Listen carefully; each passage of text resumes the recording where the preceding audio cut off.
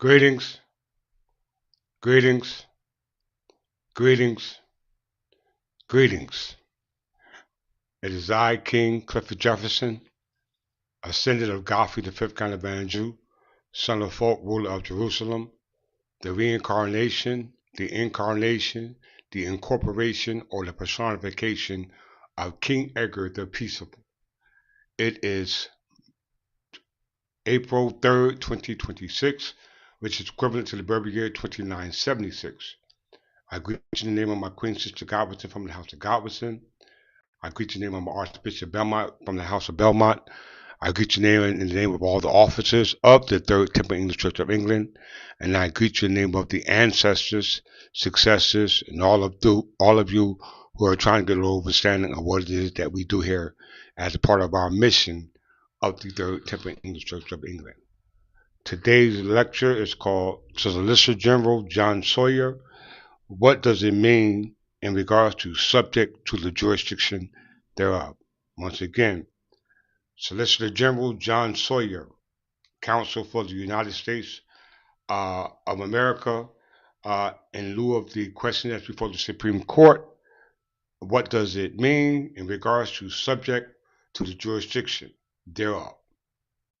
This will be answered today in detail and in this totality. So please like, share, subscribe, as well as donate free and common tokens if you're able to, as well as open invitations to other platforms. I would like to, if the invitation is presented for all those who are trying to get a better understanding of our inheritance in lieu of our birthright, in lieu of us being what we call citizens. Okay? Very important. That goes into my prior lectures in regards to compensation, damages, reparation in regards to the stolen land that the United States took under the Fifth Amendment, which we call the eminent domain power, which is assumed to be the sovereign power of the United States. So with that, we'll get started in a second with this marvelous lecture.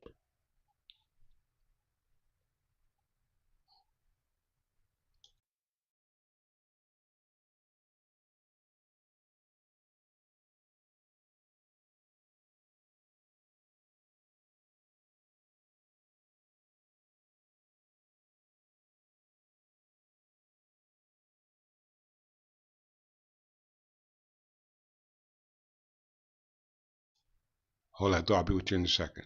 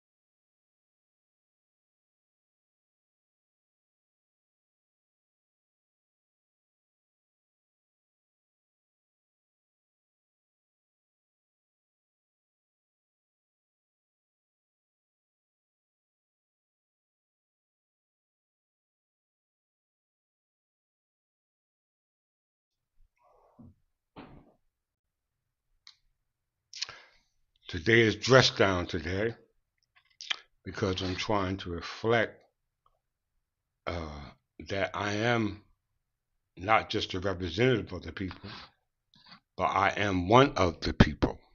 Okay? And I'm coming to you in regards to how society sees you. All right? They see you as a unincorporated association of individuals. Okay? Write that term down. They see you as a unincorporated association of people. All right?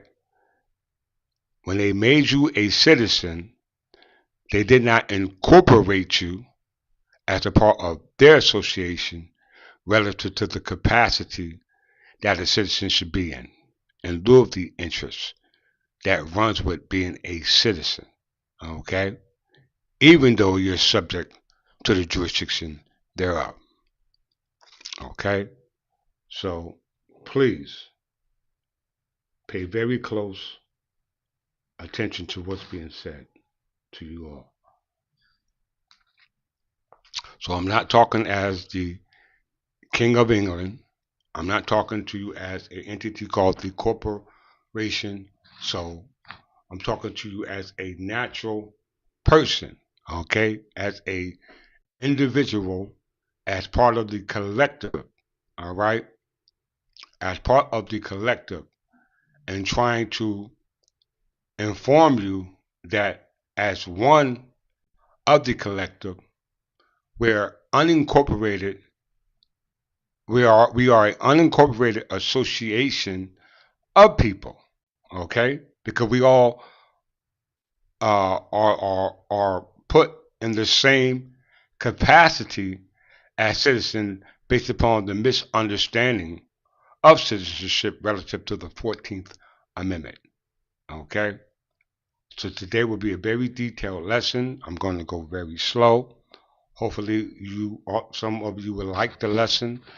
Once again, if you have a platform, I would like to come on that platform to be able to break bread with you and show you how important it is for you to identify with the identity of not just who you are, but going back to that group of people that you descend down from.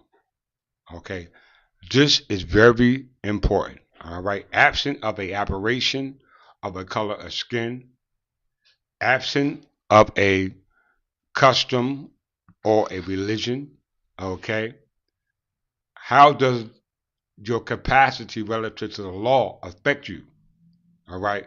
Is what we need to understand, all right, when we associate ourselves with associations in regards to our incorporation into society. Okay? Majority are unincorporated association that's not a part of society as a result of your own interests, which is okay. But as a result of that unincorporated association relative to your own beliefs, traditions, and customs that you assume or presume that are not being honored in society relative to some type of due process of law, okay, that's only in regard to you being in the eyes of the incorporated association of people, part of the collective, which is seen in the eyes of the law as one. They see you as a unincorporated association of people. All right. So with that, let's get started with this marvelous lecture. Hold that thought.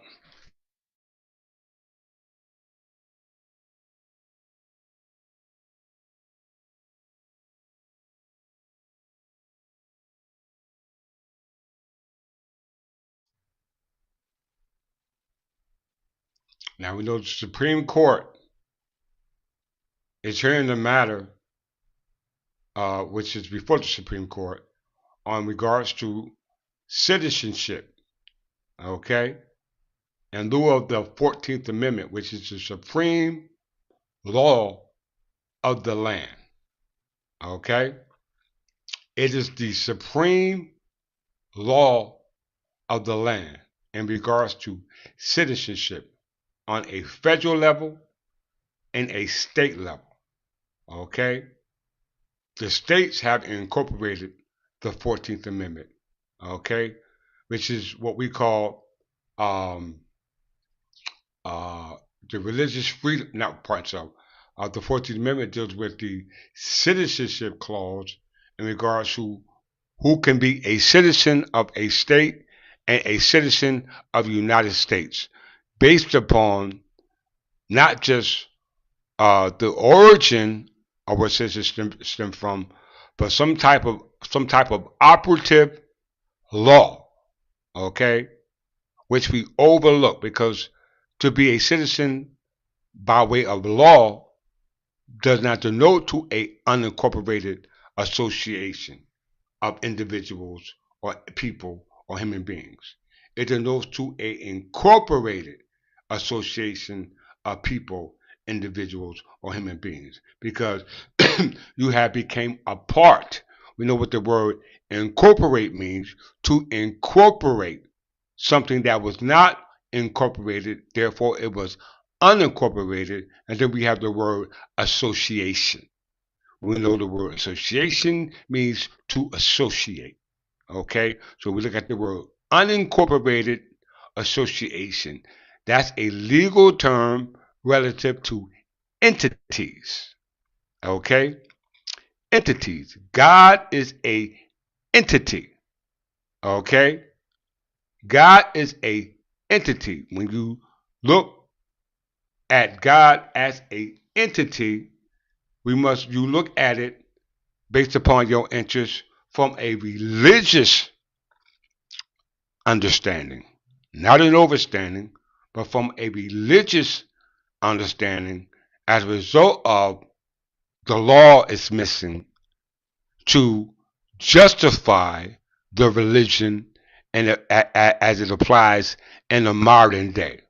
Okay, because when you say religion and you say law, they do not mean the same. When you say religion and law, they do not mean the same, because religion has a custom and law has a custom, and the origin of religion and law, or based upon a custom, goes back to the root of the Anglo-Saxon law, what we call the English law. Okay, very important for you to take this as a precedent in your life, especially when this case is before the Supreme Court in regards to who can actually, or who are considered a citizen. All right, so let's get started.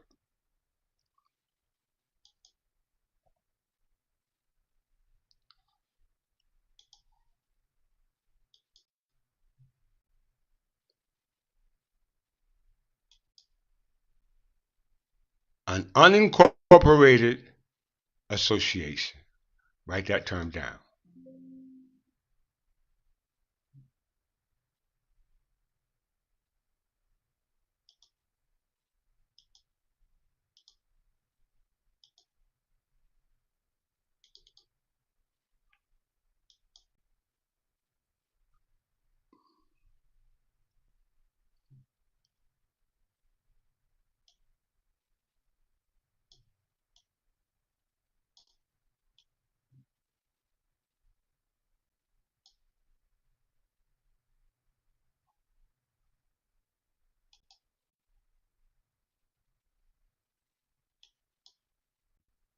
An unincorporated association.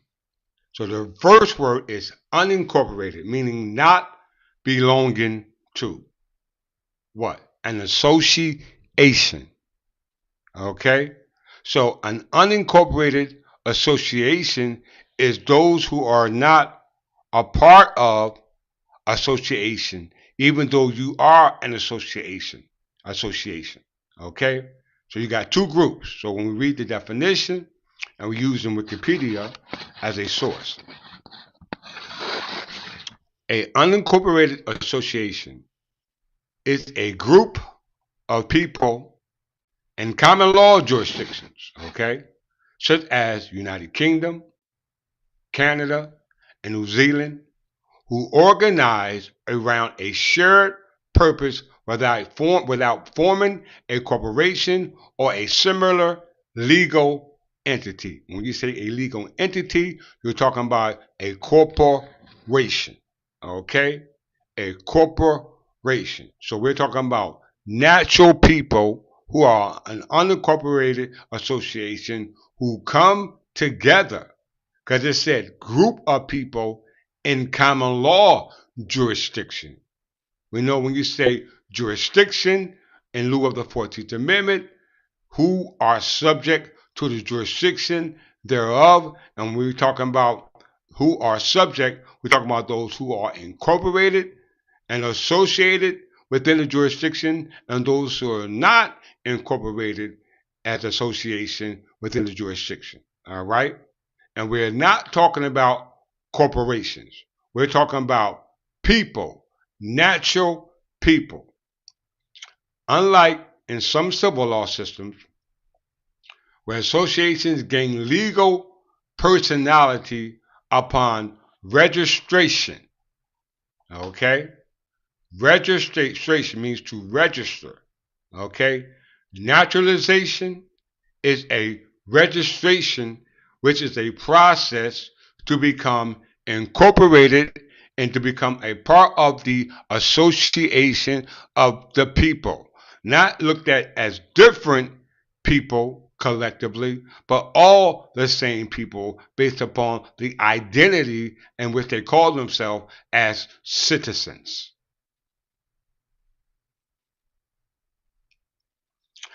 Unlike in some civil law systems where associations gain a legal personality upon registration. So prior to your registration, you don't have any legal personality in the eyes of law.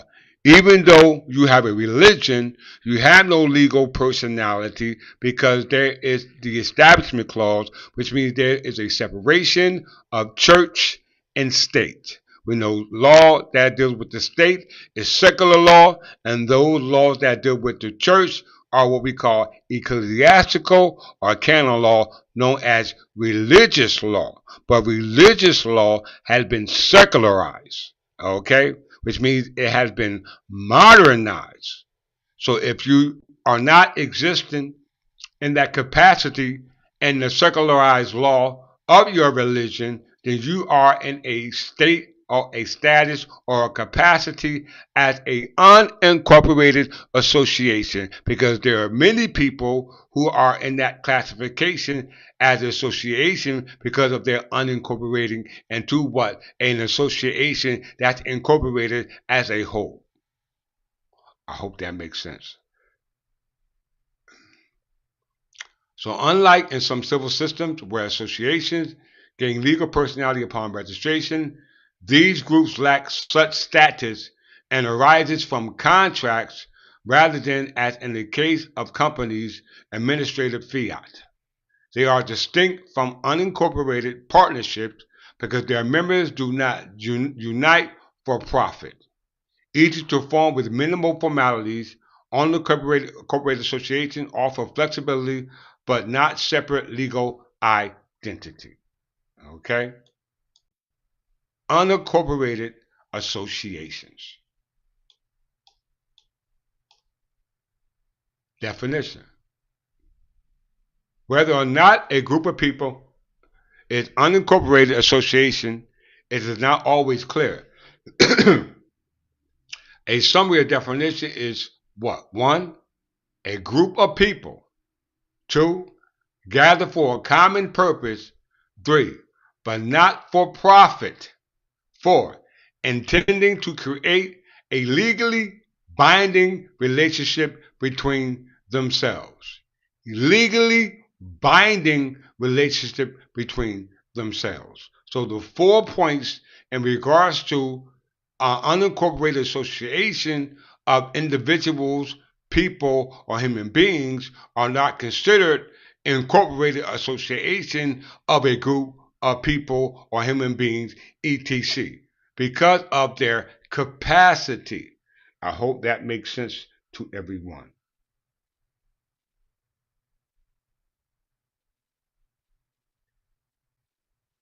I'm going real slow for you all.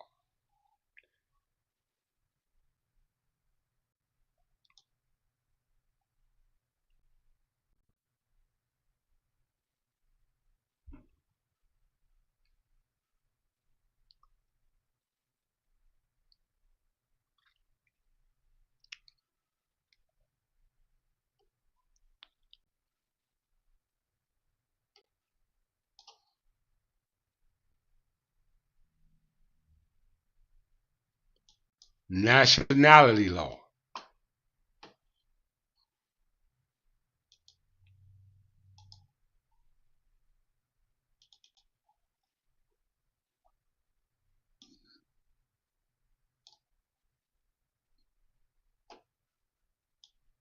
Nationality law.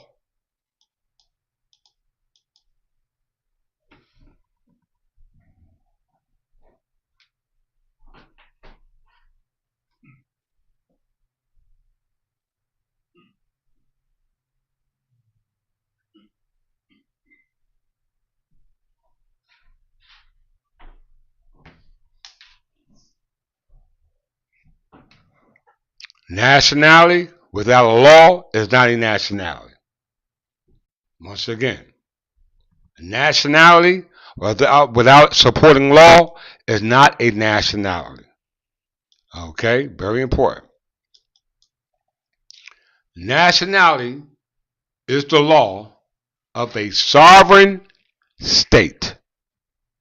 We know what law means, and we know what a sovereign state. So if you have a nationality, then that means that you must be governed by the law of the sovereign states. That means that you are not an unincorporated association. You are a incorporated association because you are associated by way incorporating with the national law of that sovereign state. And state means nothing more than a capacity, i.e., an authority. All right. So nationality law is the law of a sovereign state and of each of its jurisdictions that defines the legal manner in which a national identity is acquired and how it may be lost. In international law, the legal means to acquire a nationality and formal membership in a nation are separate from the relationship between a national and the nation known as citizenship. I repeat, in international law, since you're talking international, that means outside of one's country, okay, relative to another country, the legal means to acquire nationality and a formal membership, which means by registration, in a nation are separated from the relationship between a national and a nation known as citizenship.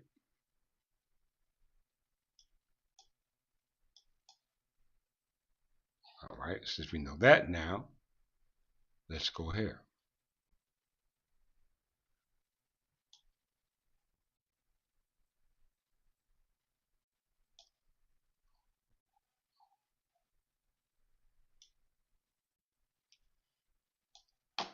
Please write these terms down.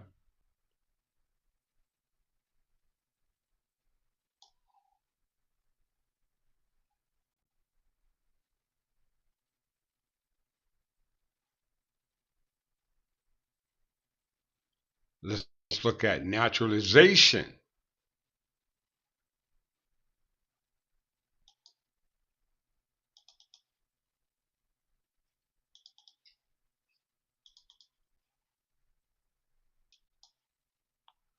Naturalization.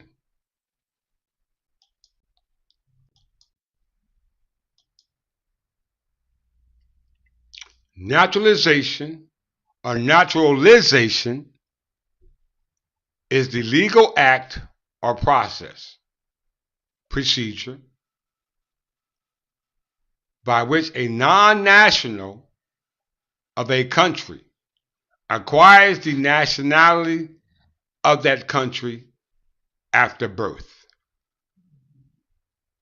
Naturalization or naturalization is the legal act or process by which a non-national of another country acquires the nationality of that country after their birth. Okay?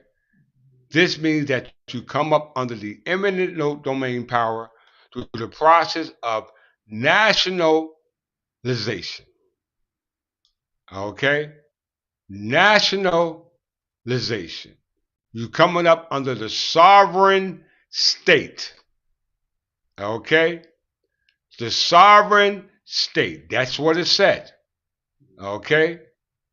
Nationality is when you come under the authority of a sovereign state. Very important for you to comprehend this lesson if you're going to grow in your capacity. All right? Very important.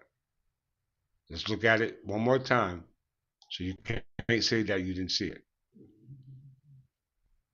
My dog snoring.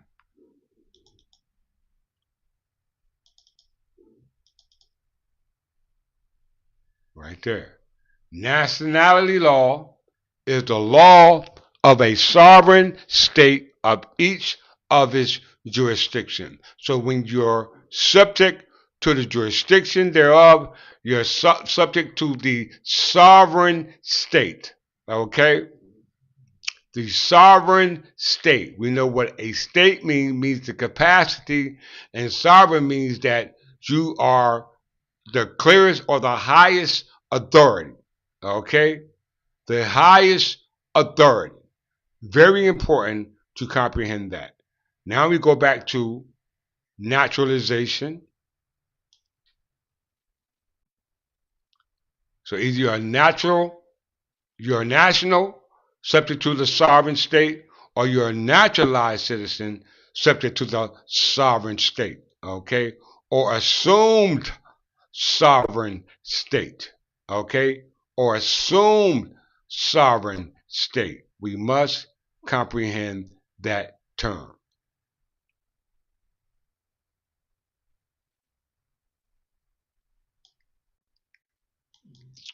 Eminent domain.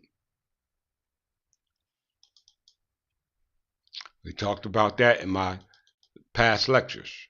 Okay, if I'm not mistaken, the last one I talked about, or the last two I talked about. Okay, eminent domain, also known as land acquisition, compulsory purchase, resumption compulsory acquisition, or expropriation, is the compulsory acquisition of private property for public use. You hear that? This is where the states get their sovereignty from. Okay? It's called state sovereignty. Okay? Very important.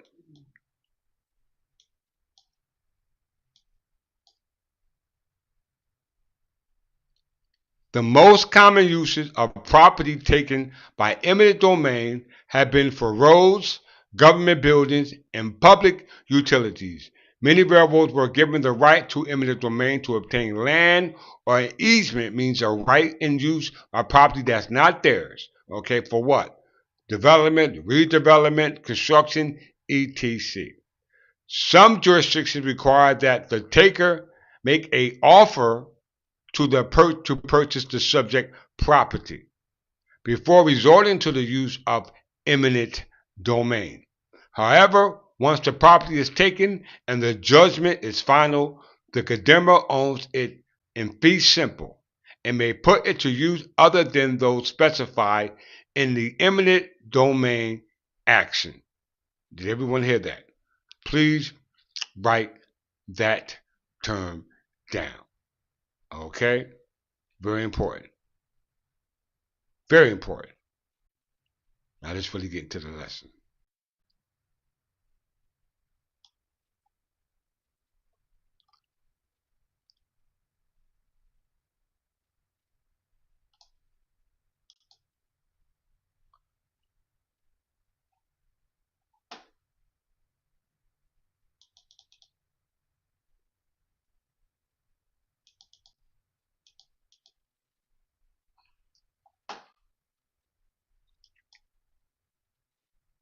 Lesson plan.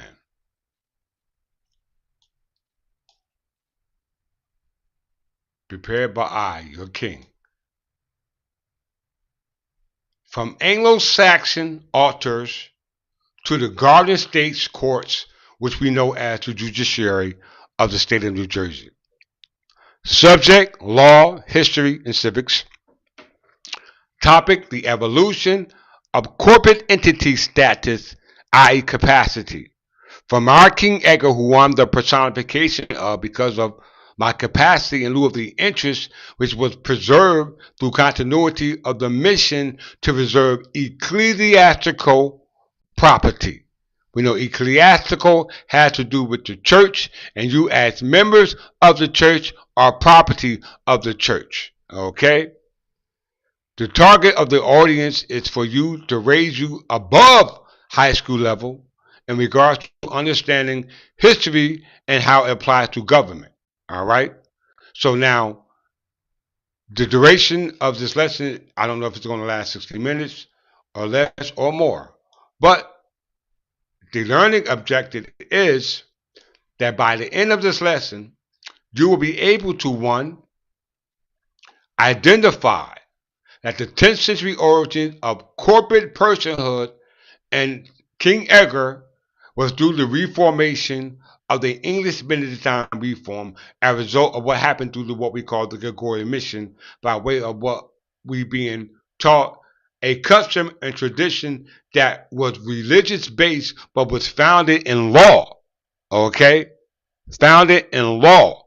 Religious law. Not religious belief, but religious law. Okay? Before they separated the religious law through what we call separation of church and state. Okay? So we had an incorporated association with the church, especially if you're an English man or woman. Okay? This is the direct link to your identity in lieu of your nation, because proof of your nationality, ethnicity-wise, didn't come until the 19th, 20th century. Okay, with the development of what we call science. All right. So one, identify the 10th century origin of our corporate personhood and King Edward's Benedictine reform. This is what we call ministry, what we call charters. Okay, charters. Charters were grants. Okay, very important. Two, trace the transition of the religious landholdings from individual ownership to perpetual corporate succession.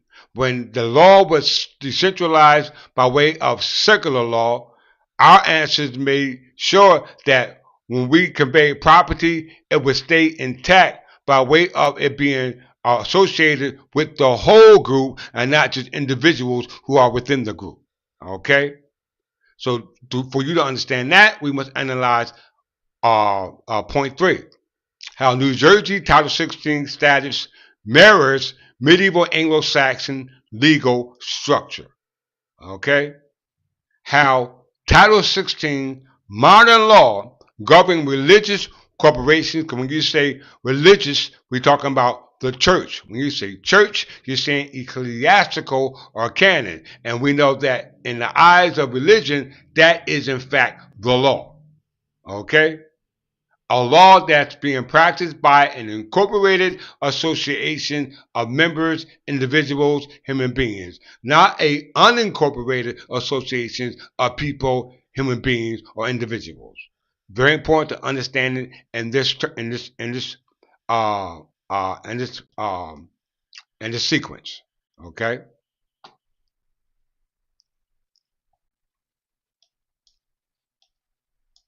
2. Material and key terms. Primary source is King Edgar's New Minister's Charter that was dated from 966 AD, Annus Dominius, in the year of our Lord. Okay? New Minister's Charter, okay?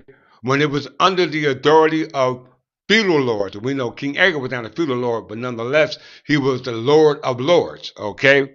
That dealt with tenures. We know tenure estates were abolished March 12, 1664, in lieu of the statutory language under 46:3-1, which we're talking about in a second. But right now, we're talking about the capacity and interest that was there pre-revolutionary.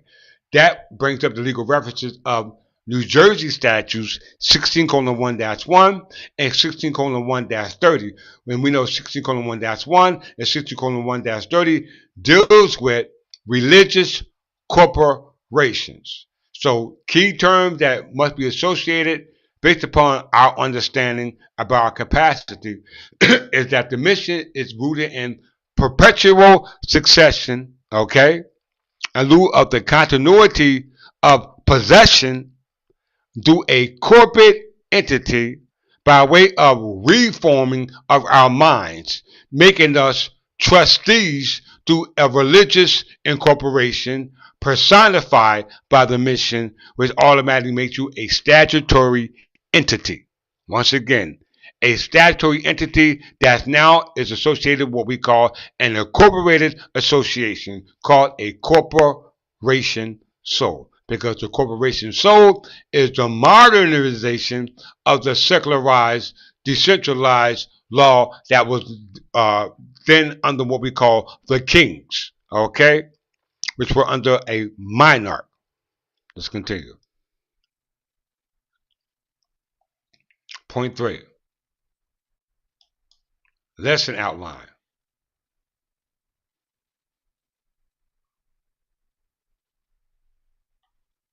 Am I sharing my screen? Bear with me.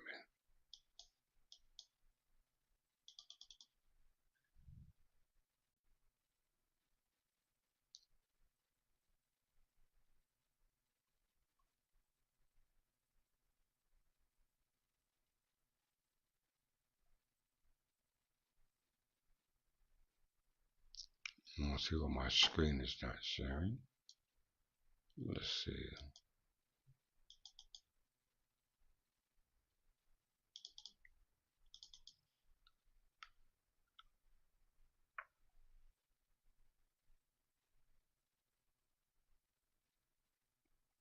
Your screen sharing is paused.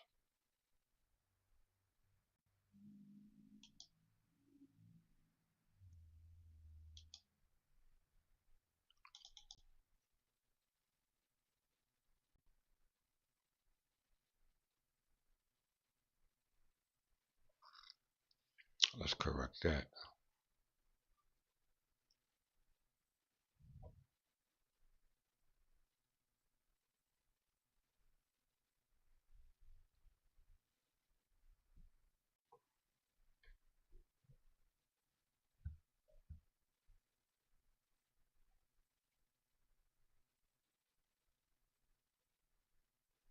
Okay.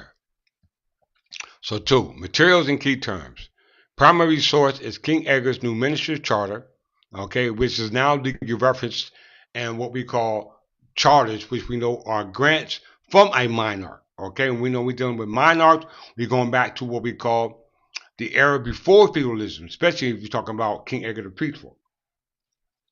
And now it's been secularized through decentralization under revised statute that deals with religious corporation, because we know that New Minister Charter goes back to the English Church. Okay, New Minister Charter goes back to what? The English Church. Let's prove it. Hold that thought.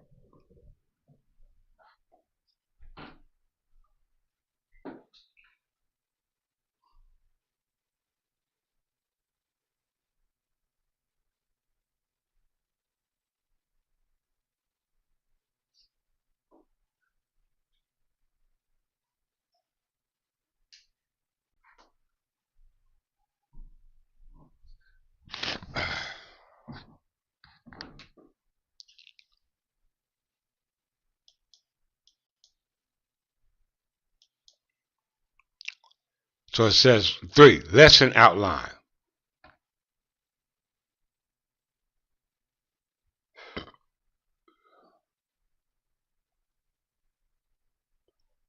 The hook, the immortal monk. We know when we look at monks, we're talking about abbots. And abbot means father. Okay? So we're talking about the Holy Father. So everyone asks themselves this question in regards to why it switched from individual possession to what we call corporate possession. Why did King Edgar decentralize possession of public property and religious property from personal possession to corporate possession? Why? Let's ask this question. Let's get a scenario. If an abbot, we know the Father. Abbot means Father. You know the Lord's Prayer, Our Father, which art in heaven, hallowed be thy name, thy kingdom come, thy will be done on earth as it is in heaven. Okay? So it said, if the abbot dies in 960 AD, Annos Dominicus, the year of our Lord, who owns the monastery cows, the all the property that belongs to the monks within the monastery? Who owns it? If the land belongs to the abbot personally, his greedy nephews or greedy cousins or greedy uncles, aunts, family members, foreigners, etc. might come and take them. Ask ourselves that. Do we want that to happen? Okay? Especially when we have other associated incorporated members that it can pass through. Okay? To maintain the continuity. This becomes the problem. How do you keep the property holy and intact forever? How do we do that? Well, King Edgar had a solution. What was that solution? Incorporation. Okay? That was solution. The solution. Incorporation. He granted lands not to man, but to the office or the institution. Why? Because the institution never dies. Once again, the institution never dies. Very important for you to understand that. They mention Minister's Charter of 966. All right, very important. He grants land not to the man, not to the secular man, but to the spiritual man, to the religious man, as ordained by the law. Because King Edgar created the law. He not only created, he preserved the law that he only honored because why? It was already in place based upon the incorporated association for all those who paved the way for him to come. Okay? Very important. So for that, we touch base on King Edgar's life.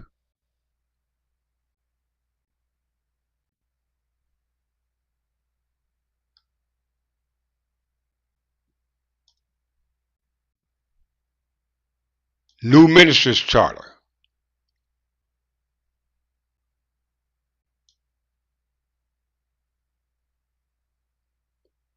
New Minister's Charter of 966. Front piece. One second.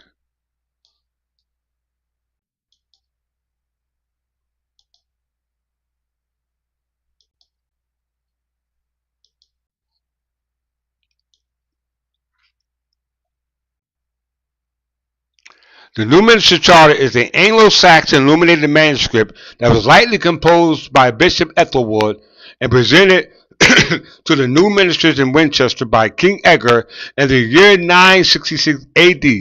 And to commemorate what? The Benedictine Reform. It is now part of the British Library collection. What was the purpose and intent of the New Minister's Charter? Okay. In approximately 963 AD, Bishop Ethelwood of Winchester required that the monks of Newminster, under the threat of eviction, to adopt what? A Benedictine rule. This decision was made with the approval of who? King Edgar, who reigned in England from 959 until his death in 975. The charter was officially created as a codex to compile and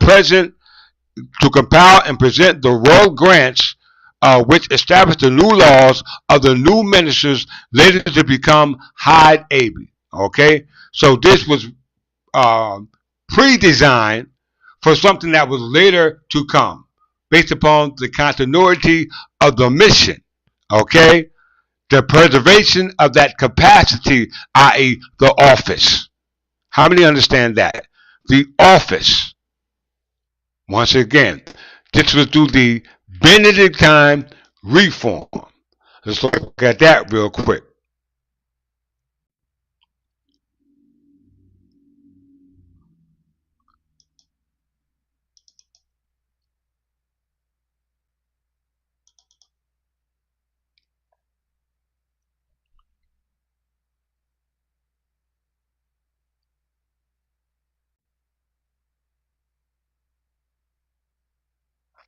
The English Benedictine Reform or Monastic Reform of the English Church.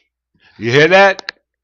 An incorporated association of like-minded members, not an unincorporated association of individuals believing whatever they want to believe in.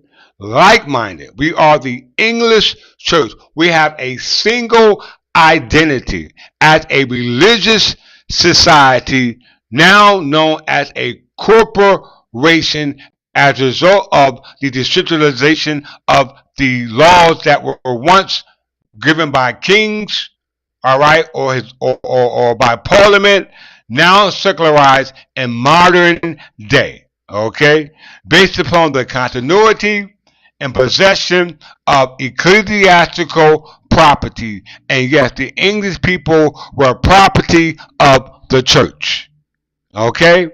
This is where the English identity comes from, the church, okay. It comes from the church. What church?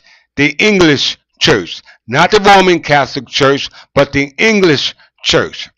In the late 10th century was a religious and intellectual movement. And we ain't talking about the Enlightenment, the age of Enlightenment that came with the age of science in what we call the 19th century. Okay, we're talking about the intellectual movement in later Anglo-Saxon period.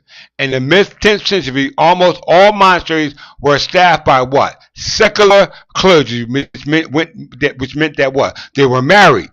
Okay, we know King Edgar gave an example in regards to having secular clergy, i.e. monks who married, who did not preserve the possession of property, but yet transferred the property to subfeudation by transferring to heirs. Okay, their heirs, and their heirs were not descendants who were members or associated through incorporation of the mission, which was for the intent of why the Englishmen at the time was reforming in the first place.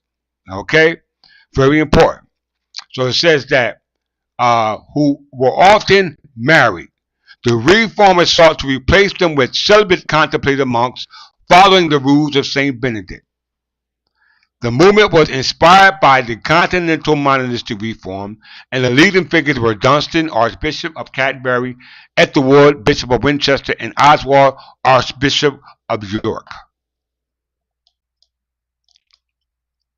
This is all reference to what?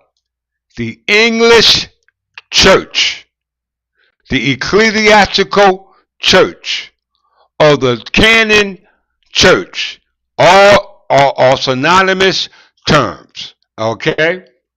Not the Roman Catholic Church or the vicar of Christ, but the actual Christ. That's what we were incorporated for, to make sure that the possession of the property does not fall into the hands of the vicar of Christ. You don't believe me? Here's the proof.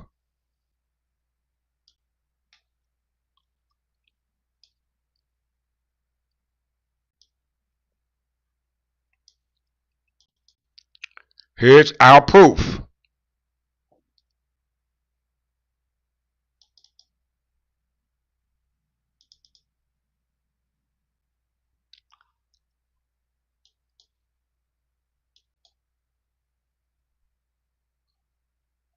Article 3. What is the purpose of our incorporated association? What is the purpose? Okay, very important. It is a means for orderly transfer of ecclesiastical property, serving to keep the title within the denomination or religious society, in order to keep the religious property from being treated as an estate of the vicar of the church. The property was titled to the office of the corporation sole.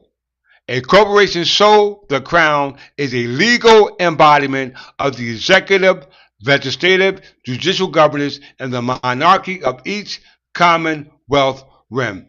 They still exist today. Why? Because under the Constitution, when they rebelled against Great Britain, under the British Crown, the sovereign transferred to you, the people. Once again, the sovereignty transferred to you, the people, not to the states or not to the United States, because they exercise the power of taking. Okay? So if they took something, it wasn't given to them. When they declared their independence, and when they turned feudal tenure into free and common sockets, that meant that the land became fee simple absolute. That means that it was a allodial possession, free and clear, a clear chain of title, going all the way back to the original grantors who granted to you, and that was what? The church. Okay? This is why they came up with the Establishment Clause to separate church and state. Okay? Very important.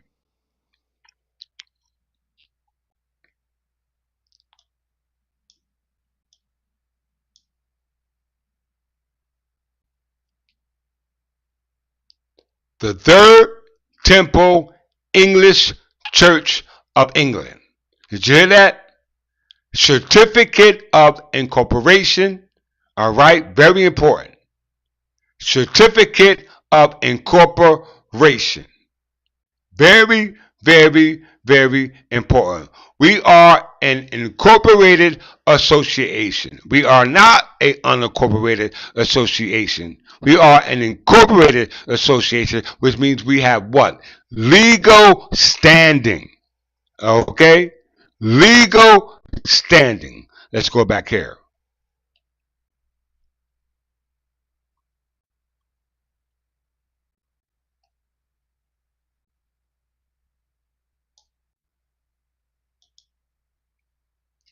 Where did we get this legal standing from?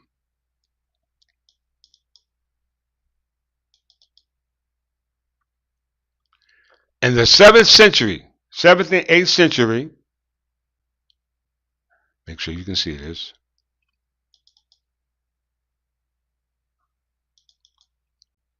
Going all the way back to the 7th century, we're going to see where our capacity and the interest that runs with the land going all the way back when the land was protected by the church, okay?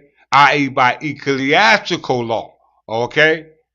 Before they separated church and state, the land and what was on the land was protected by ecclesiastical law, going all the way back to King Alfred's Doom's Book, as well as William the Conqueror's Doomsday Book. Okay? In the 7th and 8th century England, most monasteries were what? Benedictine time. But in the 9th century, learning and monasticism declined severely. Alfred the Great deplored the decline and started to reverse it. The court of Asselton, the first king of the whole of England, was a cosmopolitan and future reformer such as Dunstan Ethelwood learned from the continental exponents of the Benedictine monasticism. So if they were able to learn, we must learn as well. The English movement became dominant under King Edgar, who supported the explosion of secular clergy from monasteries and cathedral chapters and their replacement by monks. The reformers had a close relation with the crown, furthering its interests and depending on it for support. Okay? Very important to understand the historical aspect of how it applies today. Secular, by way of it being secularized into modern day law. Okay? Let's go back to the lesson.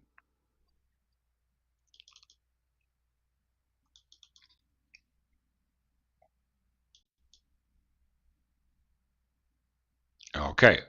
So we understand why the scenario was given in regards to the abbot. If the abbot dies and he had possession, personal property, who receives the property? Is it his family? No. It remains intact in lieu of the continuity of those members who succeed him. Okay? This is called the incorporation of office. Okay? That brings us to point 2. Lecture. Edgar's Corporation Revolution. The English Benedictine Reform is explained how King Edgar and St. Dunstan replaced married clerks who passed lands to heirs with celibate monks who held the land what? In common. You see that? Do you see that? You see why positions don't change? People do.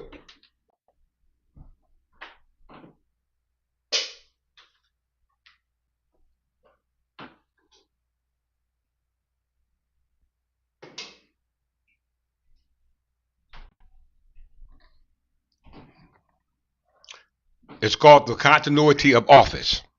Okay?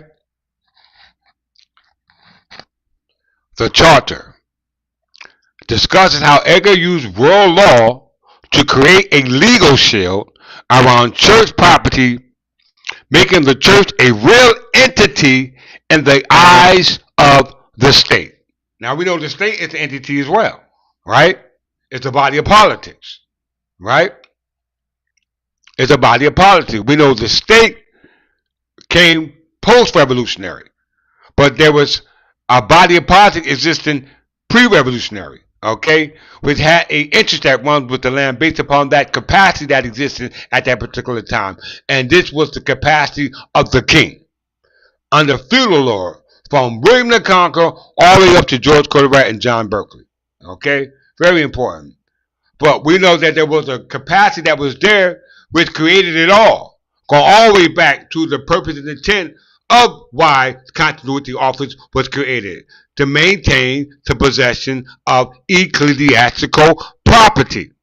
Okay? Very important. All the way back to the ancient Britons, that was our intent. Okay? New time, different name. Key concept, perpetual succession. The idea that the group functions as one person who lives forever. Did you hear that? Did you hear that? The idea that a group functions as one person who lives forever. Okay? That's called the king's two bodies. Let's dive a little deeper. Point 3.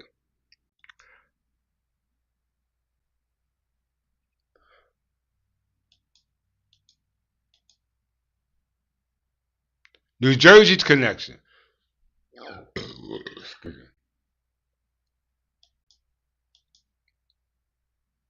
Medieval law says that this land was granted to who? The monastery of St. Peter forever. Okay, once again, in medieval law, our ancient ancestral law, i.e. custom and tradition, because we know that the Anglo-Saxons and the Berbers had one thing in common. They had what they call a assembly-based custom or tradition. It was called Witten or Wittenmont or Career Regions. Went by many names. Okay, this is the reason why those scientists in the scientific age refer to them as Berbers. Okay, they liken the Anglo-Saxons to the Berbers. We got case law saying the same thing. So in New Jersey law, any religious society may become what? A body corporate and have what? Perpetual succession. As it was in the olden days, now should it be in the modern day because of the decentralized, secularized law which we read that King Edgar did. He secularized clergy and put celibate monks there. Okay? So that's why we had we didn't have a separation of church and state. Okay? That's the reason why there was no separation of church and state until the separation of church and state, which was called the Establishment Clause. Okay? It didn't happen in New Jersey until the case law, what was it, State of Board of Education versus Everson. All right? And that's a whole nother matter that we're going to go into if I have time. Let's see. Discussion points. Why does New Jersey allow a religious society to be a legal person? Why? To have a legal standing. Okay? The legal standing. To have the capacity to do what? To sign contracts own property, and sue and be sued. Guess what? An unincorporated association cannot do that. Okay, they can't do that. Very important to understand that. All right. This is why, even if we were members of the church or not members of the church, under that term, associated, unincorporated association, you still had the capacity to sue because what? You were still a part of the whole. Even in your unconscious state, you were considered part of the whole because you were church property. Okay? You are abandoned property. Critical thinking needs to be done here. Secularization. The break explains how the United States Constitution, under the First Amendment, that's called the Establishment Clause, and New Jersey case law Everson versus Board of Education, took Eggers State Church, okay, modeled and split it. Okay? They did it on the federal level with the First Amendment, and they did it on the state level with Everson versus Board of Education. Okay? So now what survives now? What survives now that even though we do not have a state church, we kept the corporate machinery that was created by King Edgar the Peaceful when he decentralized and secularized the church by way of making the church do a corporation known as a corporation soul. So it said what? We kept the body but changed the soul. Y'all see that? They kept the body but changed the soul. I.e., they did not keep the corporation soul. Oh, this got to be registered with somebody. Check for the understanding. Name one reason why King Edgar wanted the church to hold land corporately rather than individually. Why? Who knows the reason why? The continuity of possession. Which modern Jersey statute title governs the incorporation of religious groups? Title 16. 3. True or false? Do modern New Jersey law allow a church to exist as a legal person even if they have not filed formal paperwork? Answer is yes. Did you hear that? So we have always been members of the church before we filed our certificate of corporation spiritually. It's right here. New Jersey Revised Statute 16:1-30 allows legal persons to exist as statutory entity even though there is no formal paperwork filed for the record, i.e. a certificate of incorporation. Because you were born with the capacity. We must understand this. All right? You were born with the capacity. How do we know that? Let's look at it. Religious law.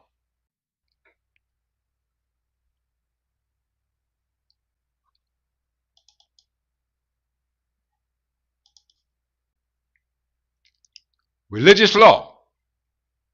Okay? We know that we want to find our identity supported by the law, not just with the world, but with God. Okay? Or with the church. Okay? We want to solidify that. Okay?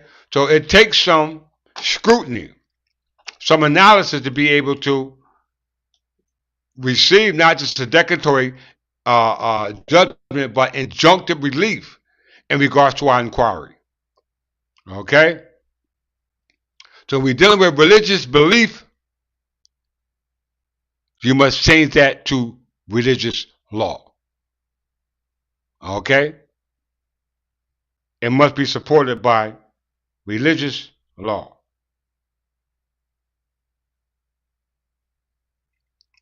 Religious law includes ethical and moral codes taught by what? Religious traditions.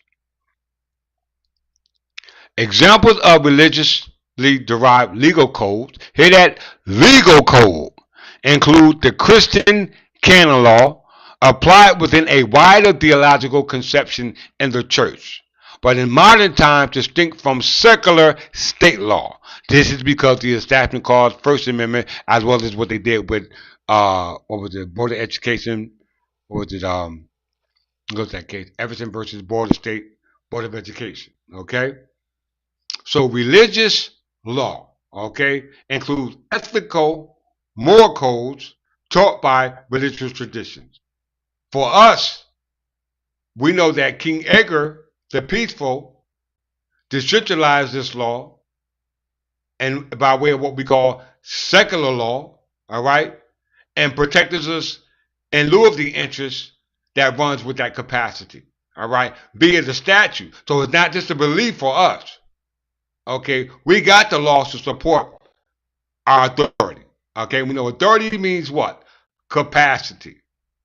What's the law? Let's look at it.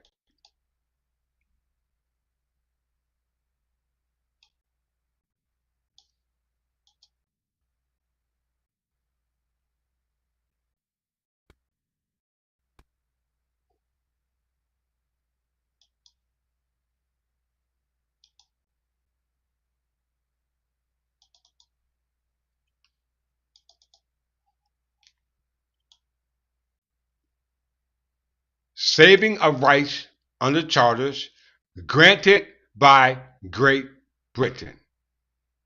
Being Section 12, an act entitled An Act to what? Incorporate the trustees of a religious society. We're talking about an incorporated association, not an unincorporated association of human beings, but a incorporated association of human beings, now taking the position as entities based upon the purpose and intent of the mission of why we became trustees. Okay, and that was for the continuity of possession of what? Let's read what it says. By Section 12, an act entitled An Act to Incorporate the Trustees, and this would be monks, all right? This would be monks from the English church who are incorporated as the trustees of our religious societies, which was this statute was approved April 9th, 1875, which is saved from repeal. This section, vested property. We know property is not based upon capacity. We know property is the interest that's governed by capacity, that's held under the charters of incorporations granted by Great Britain and corporations created in place thereof. So now there are corporations in place of those incorporations that existed when the charters were granted by the kings of Great Britain. Why? Because those laws from Great Britain under the kings have now been secularized into modern day statute. Okay? Very, very, very important for you to understand that. Let's go back to the lesson.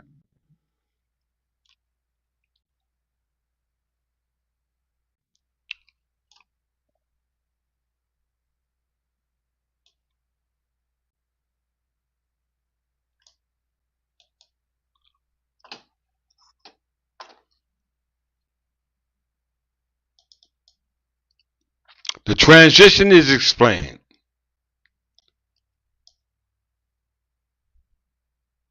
The evolution from the capacity and interest that ran with the land when it was governed under the kings, because we understand when we go back to the English Bentown Reform that the church, i.e. the English church, was in sync with what? The crown. What King Edgar established was in sync with the crown. Right here. Let's look at it.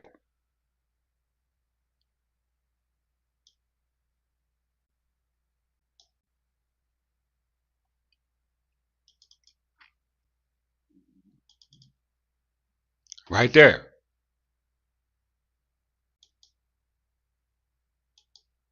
You see the English church, okay, right there. And then you see the crown. And it said the English movement became dominant under King Edgar, who supported the explosions of secular clergy, okay, those who were married, to those who were not married, who took a vow of celibacy, i.e. to not be or not live like the secular world, okay? Which means that you must become a statutory entity, become a part of the incorporated association for the purpose and intent of why you incorporated, and that was the maintaining of the continuity of property that belongs to the church. Okay? All right? If any member in possession of property, once that member has left or died or given up to ghosts, the property remains intact with the church, i.e., because we know the church is represented by the crown, and the crown is in fact an office. Okay? Very, very, very, very, very, very important to understand that. All right? This is why we talk about right here,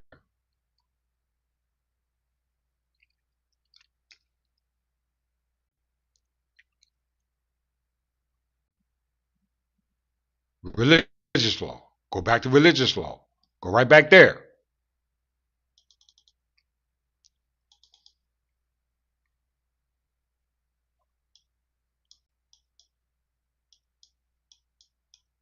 We're not from Baha'i faith. We're not Buddha. We don't practice the Buddhism. Our faith is what? Christianity. All right? Our faith is in Christianity. We follow the laws of Christians. Okay? All right? We are Christ like. All right? So it says within the framework of Christianity. And everybody got their form of Christianity. All right? But we do it not based upon belief, but because of the religious law. Okay? When it was not separated. Okay? When it was uniform in government. Okay? Within the framework of Christianity, there are several possible definitions for religious law. One is the Mosaic law, from what the Christians consider to be what? The Old Testament, also called divine law or biblical law. The most famous example is the Ten Commandments. Another is the um, instruction of Jesus of Nazareth to his disciples in the gospel, often referred to as the laws of Christ or the new commandment or the new covenant in contrast with the old covenant.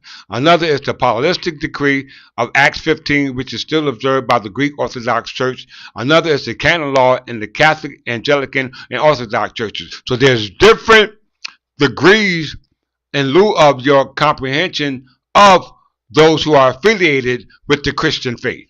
Okay? And they are all different pertaining to the association of a corporation of its members. Okay?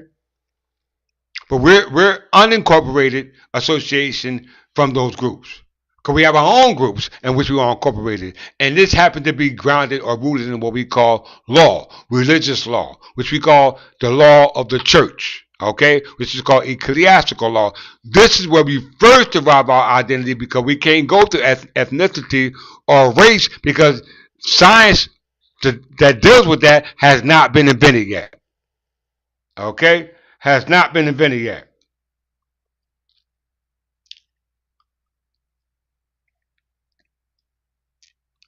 Let's get it.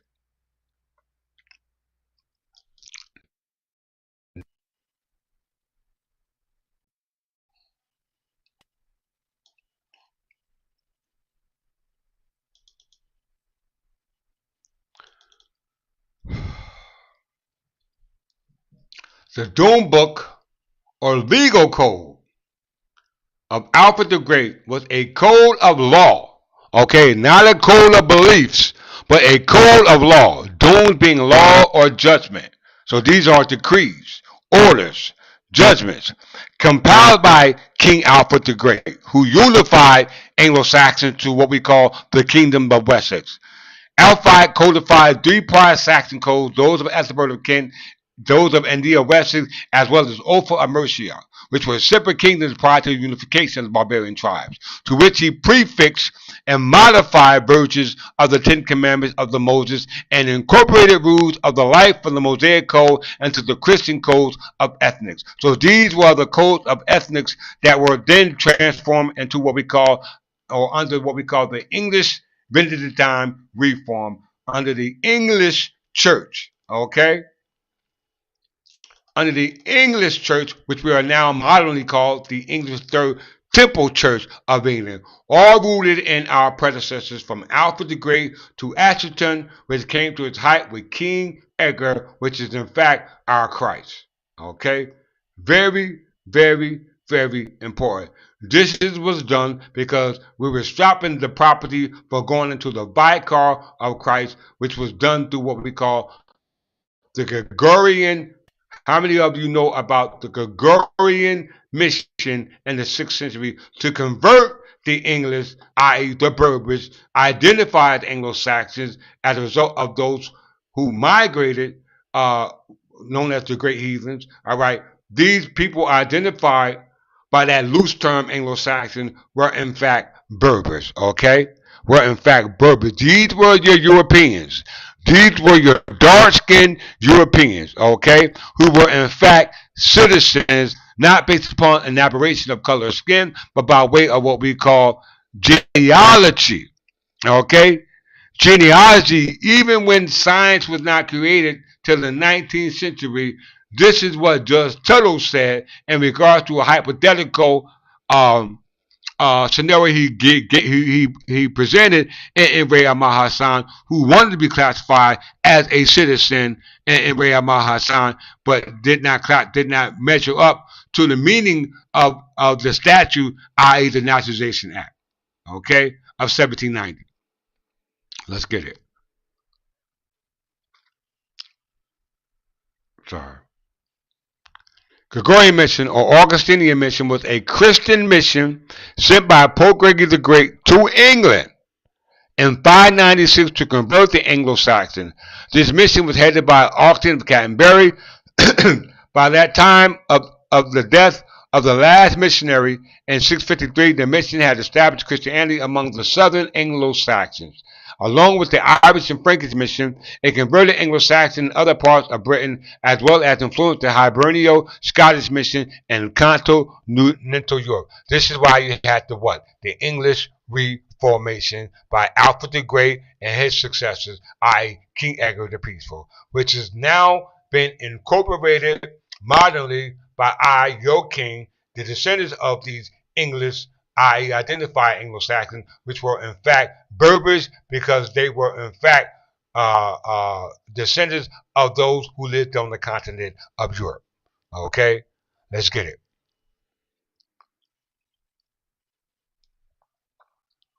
First of all, let's look at the English national identity.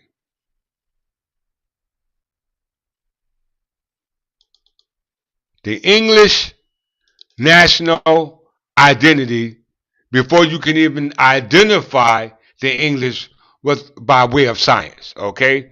We're going back to the English identity as told by somebody else. We know he who writes your books tells your story, okay?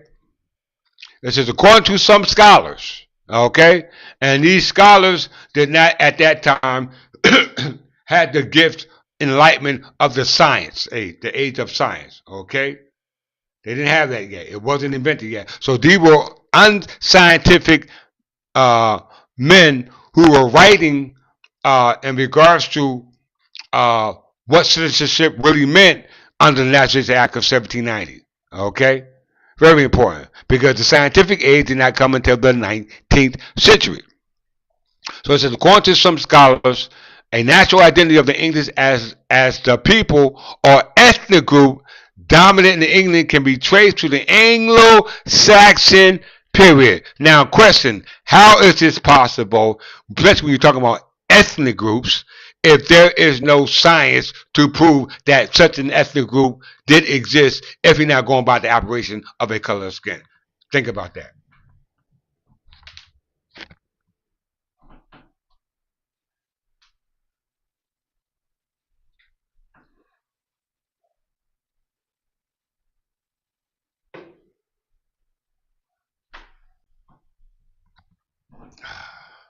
Think about that. I'm just going to read the first paragraph. That's all we need. According to some scholars, national identity of the English as the people or ethnic group dominant in England can be traced to the Anglo-Saxon period. Excuse me.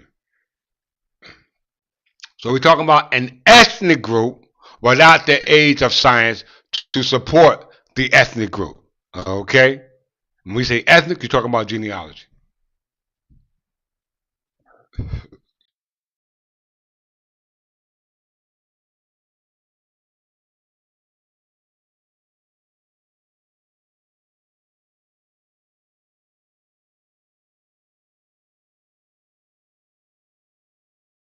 731 AD, becoming a national identity with the unification of the Kingdom of England and the ninth and 10th century. We know when it was unified, it became the Kingdom of Wessex. Okay, that was done by Alfred the Great. All right, very important. This was before the Norman conquest. This was before the feudal era that lasted from 1066 to 1662, March 12th, George Carteret and John Berkeley, which we see right here in New Jersey Revised Statute 46-1, which ended feudal tenure and brought in allodial estates under free and common sockets preserved under Queen of Pretoria by our ancestors. Okay? So he said, for us to identify without the aid of science, we must go back to what? Bede's Ecclesiastical History of the English People. All right? Bede's Ecclesiastical History of the English People. Let's look at that.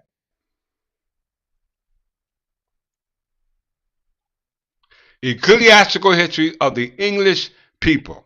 The Ecclesiastical History of the English People are known as Historia Ecclesia Gentes Anglorum, written by Bede about 731 AD, is a history of the Christian churches. So if you want to find the identity of the English people, it will not be by science. It will be associated with what? The church. Did you hear what I just said? The church. Okay? It will be affiliated with the church. All right? And we know ecclesiastical or ecclesiastology means associated with the church. So it's in history of the Christian churches in England and of England generally is the main focus on the growth of Christianity. So that means that those incorporated associations of those members that are affiliated with the English based upon the identity of the English without the aid of science must be identified with what? The church. And if you're picking the church, it better be that church reformed by King Edgar the Peaceful and his predecessors before we were adopted Christianity through the Gregorian mission by Augustine of Canterbury and Pope Gregory III, Pope Gregory I. Okay? Very important to understand your history. Okay? It said it was composed in Latin and is believed to have been completed in 731 when Bede was approximately 59 years old. It is considered one of the most important original references of the Anglo-Saxon history and according to some scholars has played a key role in the development of the English national identity. We know what nationality means, right? Versus naturalized. Very important. All right? Very, very, very, very, very important. So if that is the fact the case, let's go and see what Thomas William Shore has to say about it in regards to our darker forefathers. Okay?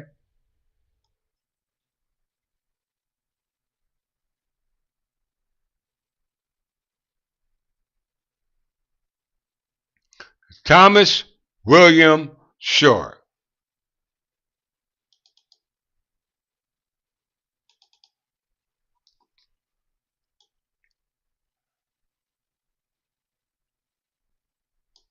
Origin of the Anglo-Saxon race. Okay? This is the age of science now. Okay? This is the age of science now. So now they got scientific proof. He was what? A member of the Science and Art Department in Paris to the Paris exhibition. Okay? He was also part of the Geological Society. So if that's in fact the case, based upon the age of science, and we know that we can prove without the age of science that the English people or the English identity, even if you're talking about ethnicity, is associated with the church. Okay? With the church. Let's go there. So this is the origin of the Anglo-Saxon race and our darker forefathers. This is what it says. Thank you, Archbishop Belmont, for this great find.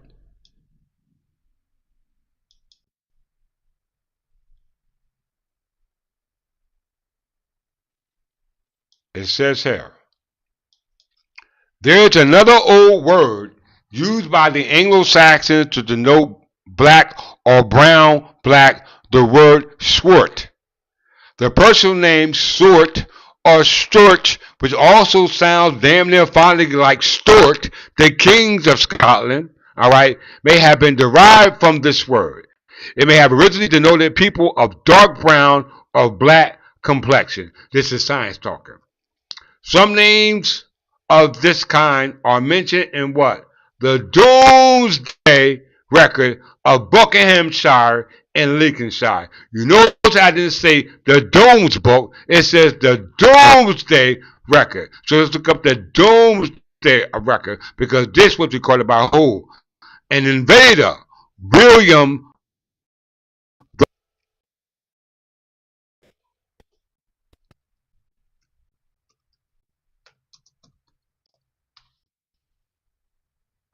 The Doomsday Book. How many of you know about that? You are now in the Doomsday Book. You live in it right now. Survey of what? Who land?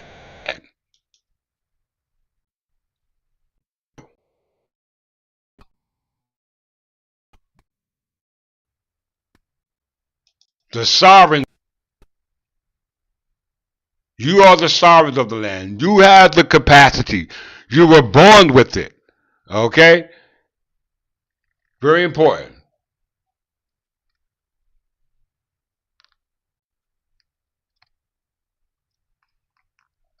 Doomsday Book. Spelling.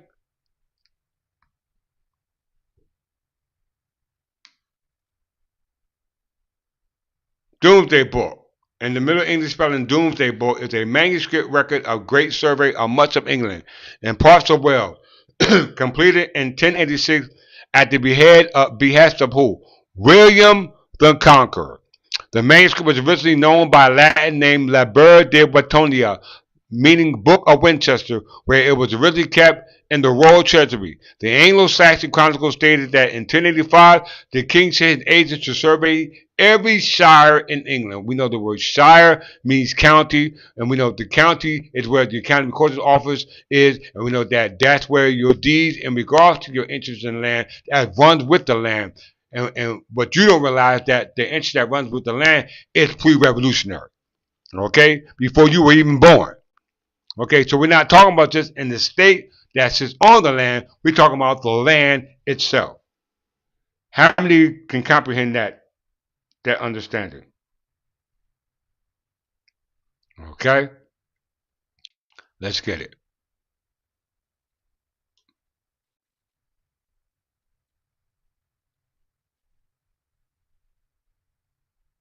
Now I got a video for you. Listen, brothers and sisters.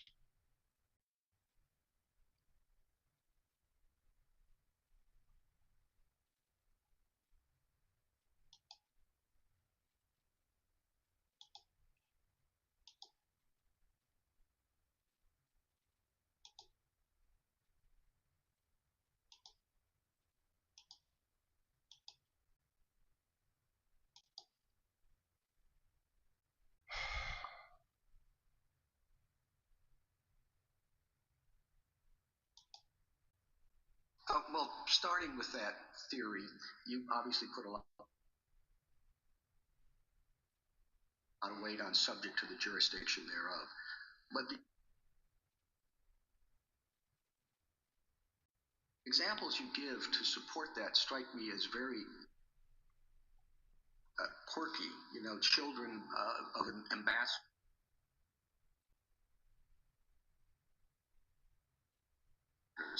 children of enemies during a hostile invasion,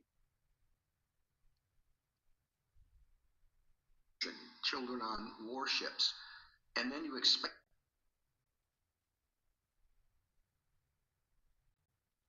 it to the whole class of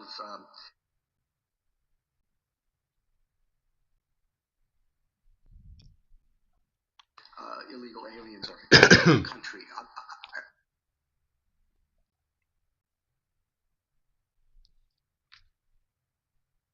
I'm not quite sure how you can get to that big group from such tiny and sort of idiosyncratic examples. There are those sort of narrow exceptions for ambassador foreign public ships.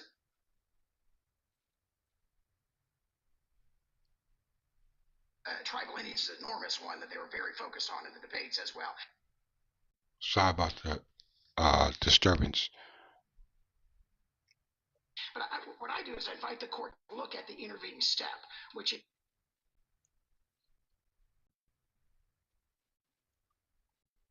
is the enactment of the Civil Rights Act of 1866.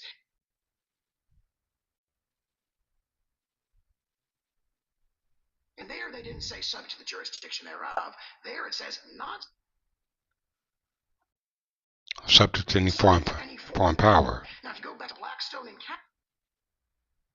Calvin's case, they say it does not matter if you are subject to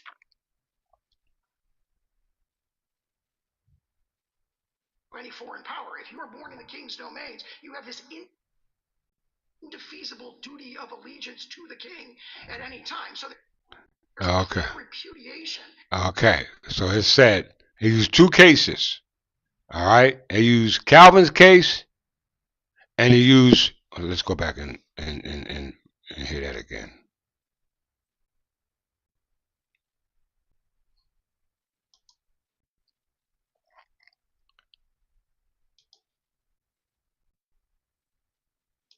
Let's hear that again.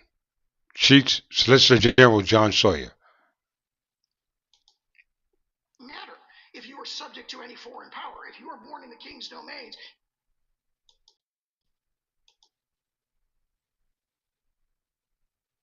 Now he's expected to know the law. Back to Blackstone and Calvin's case, they say it does not to the jurisdiction thereof.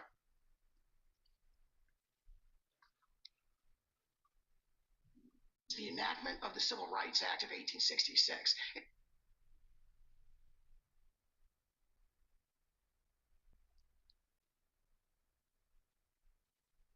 Sorry for the there they didn't say subject to the jurisdiction thereof.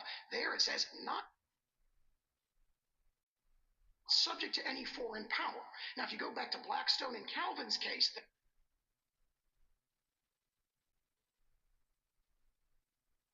they say it does not matter if you are subject to any foreign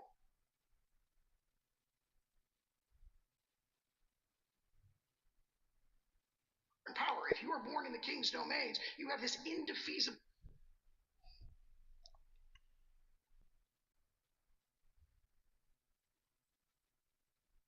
duty of allegiance to the king at any time. So there's a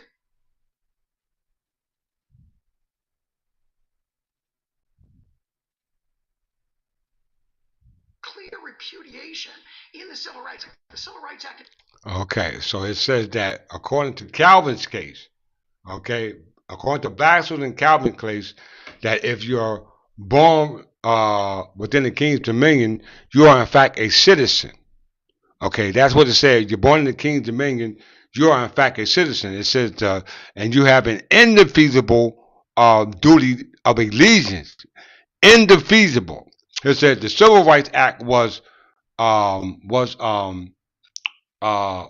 it said. Let's read it one more time.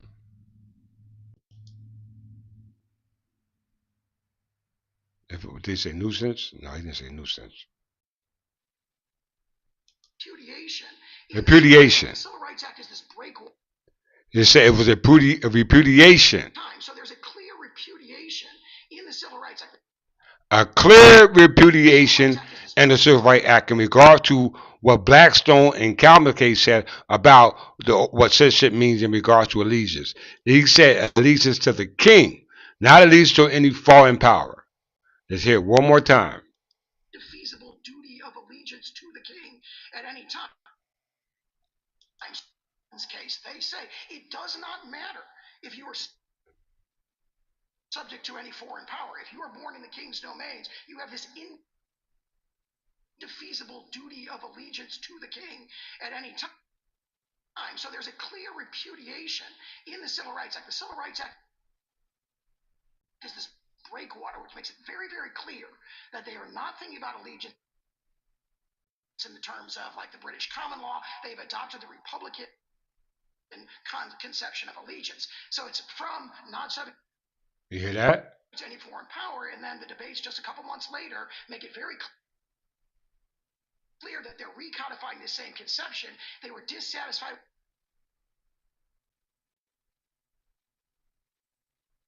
the potential ambiguity in the phrase Indians not taxed, and they adopted subject to the jurisdiction thereof. And one of the strongest statements of this is Senator Trumbull's statement that I quoted at the beginning, where he says, he's asked, what does that mean, subject to the jurisdiction thereof? And he says, it means owing allegiance to anybody else. That is what it means. And this court picked up on that in Elk against Wilkins when it says, it uses,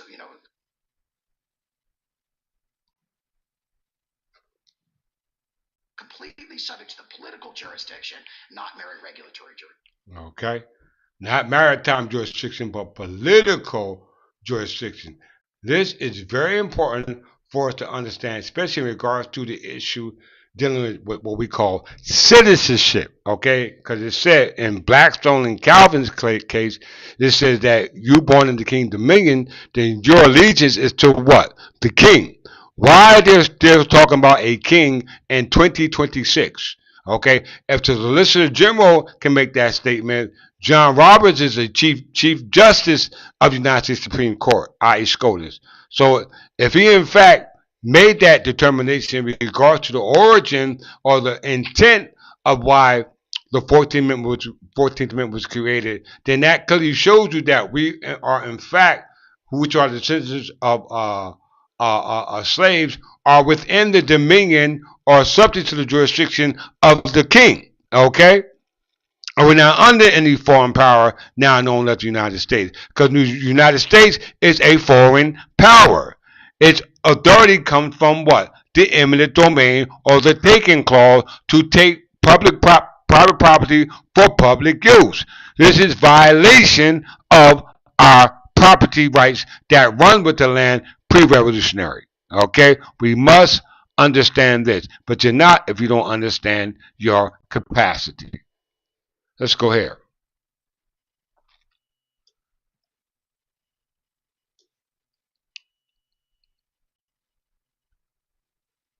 Let's go here.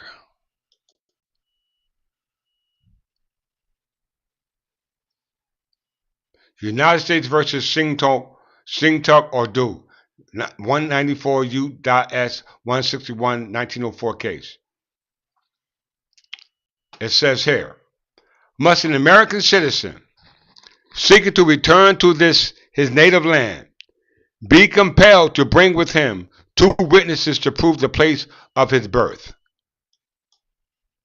or else be denied his right to return, or in all opportunities of establishing his citizenship in the course of his country?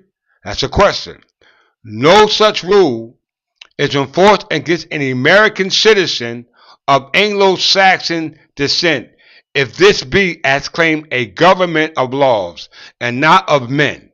I do not think it should be enforced against an American citizen of Chinese descent. Now, it's very important because they're talking about an American citizen of Anglo-Saxon descent does not have to prove that he is in fact on his own land and that he has the right to enter his land without proof that he is in fact a citizen of this land. We're talking about just sanguineous rights, okay? Not just soil, but just sanguineous by way of blood, okay? In relative to you being affiliated with the nation, having a nationality, and not being naturalized through nationalization, okay? Very, very, very important. Let's look at another case.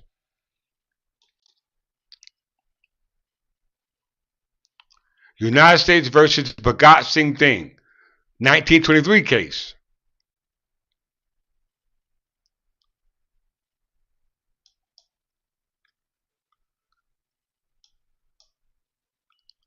In the endeavor to ascertain the meaning of the statute, what statute? The Naturalization Act of 1790.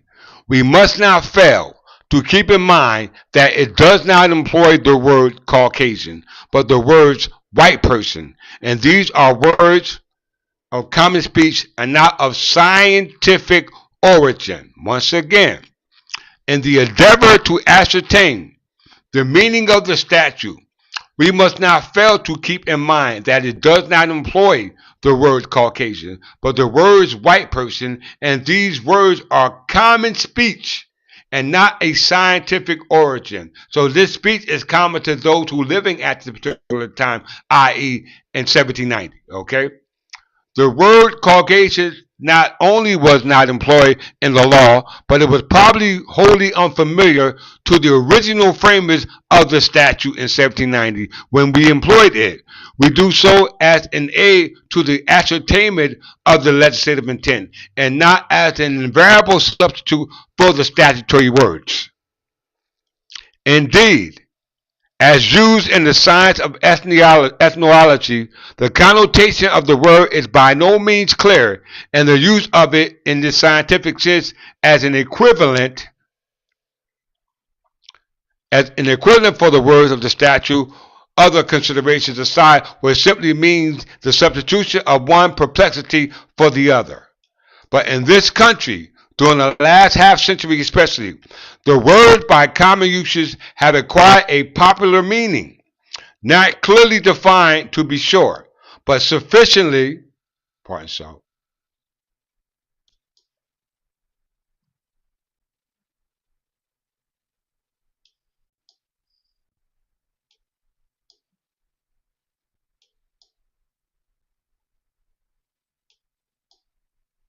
Oh, wow.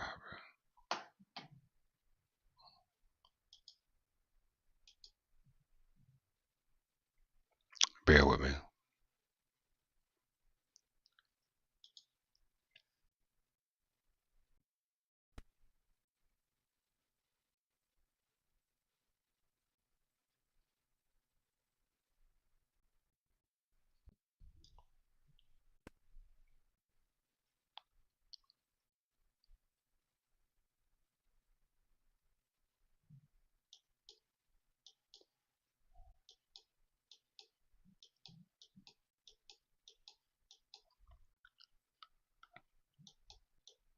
Bear with me.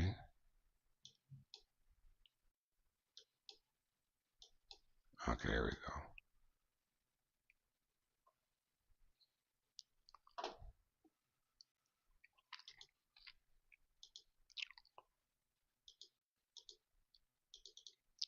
Okay.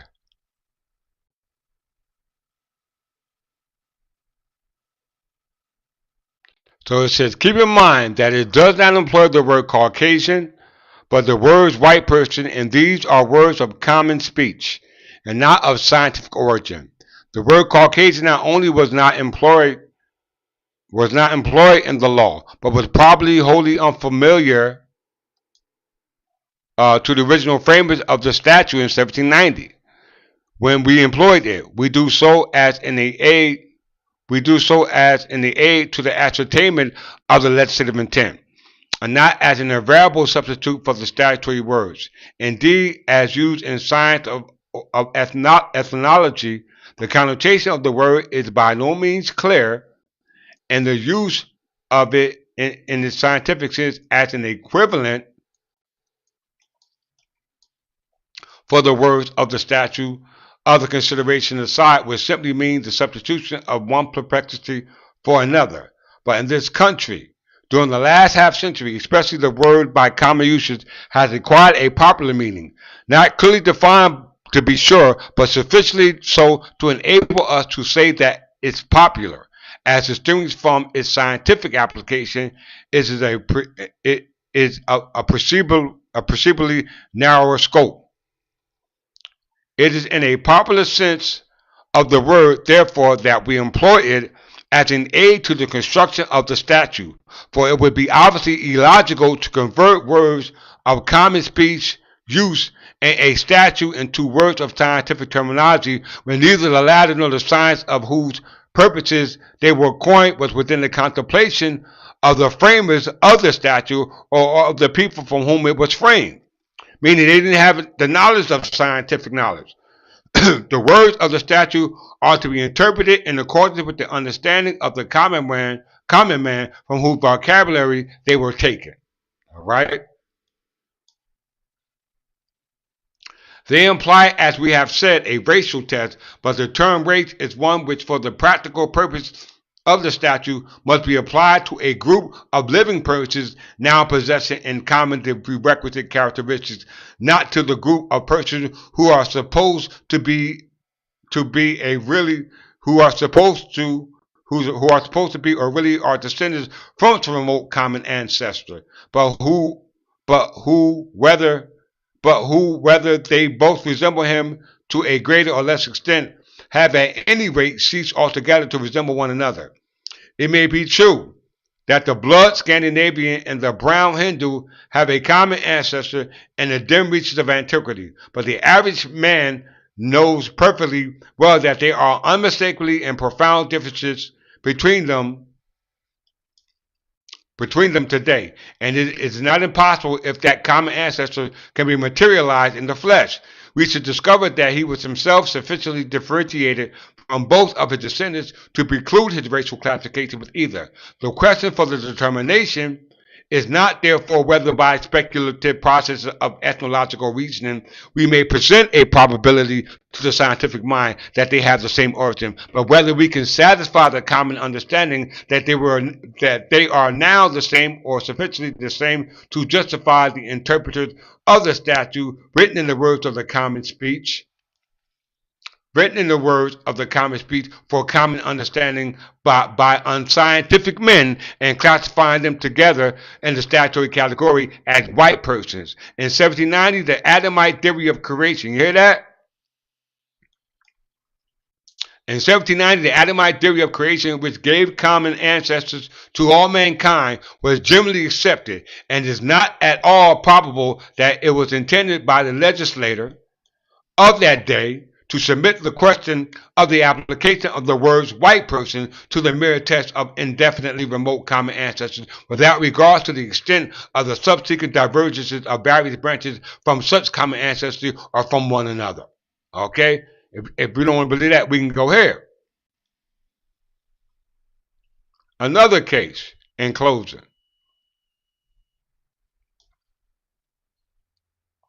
United States versus Shinto. United States versus Shinto. Another case. Oh, I know where I want to go. Let's see.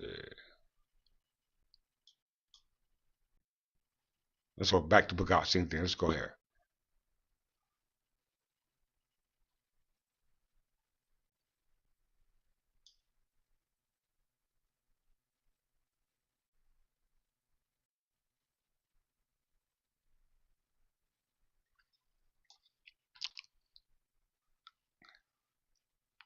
We have page 261, U.S. 211, which is the same case we're still reading.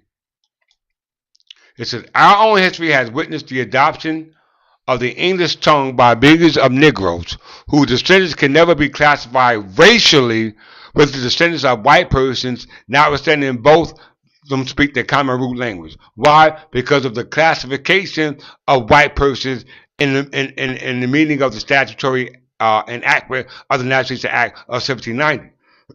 All right, that's why they couldn't be white persons. But in the terms of genealogy, they could be white persons because even if they were Anglo-Saxon, they just had darker skin. Okay, and we can go to Imre Ahmad Hassan to prove that, which we'll do in a second. All right, but let's go here. Let's go to footnote 4.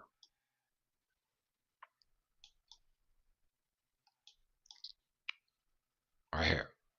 It says the Hamathites of Africa, upon the grounds of the Caucasic cast of their features, though in color they range from brown to black, we venture to think that the average well-informed white American will learn with some degree of astonishment that the race of which he belongs is made up of such heterogeneous elements, meaning that they didn't come from the same stock that we came from. Okay, why? Why is this? Let's go to footnote 4. Footnote 4. This is footnote 4.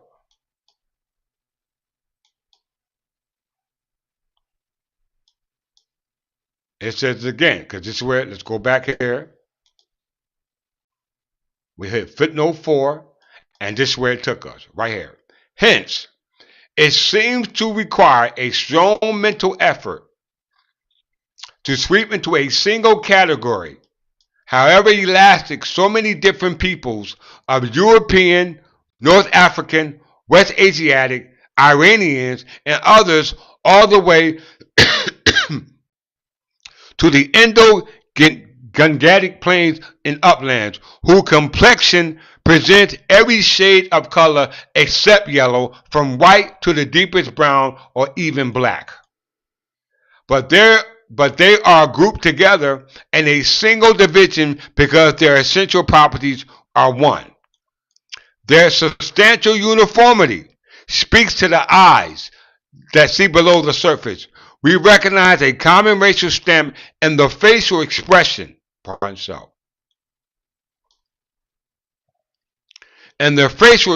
the structure of the hair, partly also the bodily proportions, in all of which points they agree more with each other than with the others of main divisions. Even in the case of certain black to very dark races such as the Bajas, the Somali, and a few other Eastern Hamites, we were reminded instinctively more of what? Of European or Berbers than of Negroes, thanks to the more regular features of brighter expression. Okay? Very important. So in regards to black skin, dark skin, colored people, black people, in regards to some type of proof other than the Naturalization Act of 1790, which didn't deal with genealogy or ethnicity, which didn't come about until the age of science in the 19th century. When that science did come about, they said that these people that were of darker hue,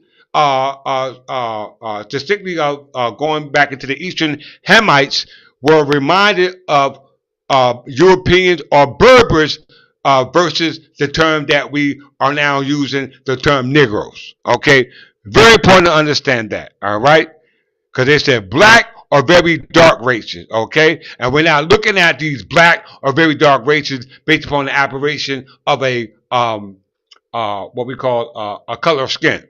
All right, we're looking at the people based upon an ethnicity. Okay, and when we say ethnicity, we're talking about the Anglo-Saxon or English ethnicity as told by Bees when we were affiliated with the church, because there was no proof of identity dealing with ethnicity or race because science was not created yet.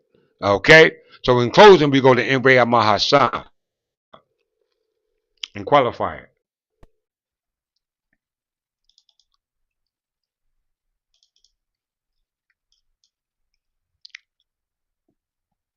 To summarize the approach which must be followed in deciding where a particular person applying for citizenship is a white person within the meaning of the statute as interpreted by the Supreme Court, it is necessary to determine first what particular or racial.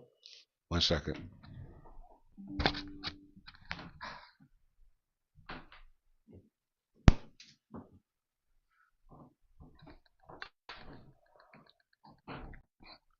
It is necessary to determine first what particular group or racial subdivision to which the individual belongs, i.e., incorporated association versus an unincorporated association. In practical effects, proof of this fact is a matter of genealogy. An individual who presents an aberration from the color of skin of the group of which he is a member, such as a light-skinned Chinese or Japanese, or a dark-skinned Anglo-Saxon. So we can say a dark-skinned English people because the English people were was a term that was later derived from the tribes who were known as Anglo-Saxons. We know that Anglo-Saxon tribes were composed of Anglo tribes and Saxon tribes, because we know that the Anglo was composed of those in the Anglosphere. We know that the Saxon were those who immigrated across what we call uh, what we call it was called the Great Migration. Okay, when they crossed what is that called? The Hibernian Strait, somewhere around there. Okay, but once again, they're not only identifying uh, dark skin Anglo-Saxon with the aberration of color of skin, but they also identify them with the Anglo-Saxon ethnicity or genealogy, which is a hypothetical question presented by Judge Turtle. All right, but he said once those who were, whether you have white skin or dark skin, all right, if you are a member of that group based upon genealogy test, then you are a member of that group based upon the genealogy test and not just based upon the color of skin.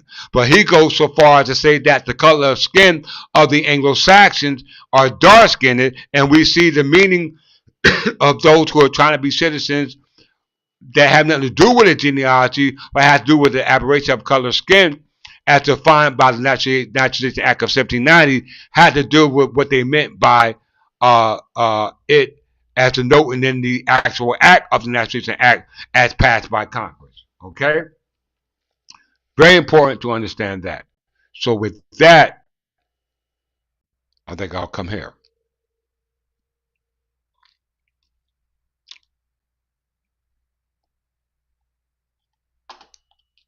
Yeah, I'll close out with this one.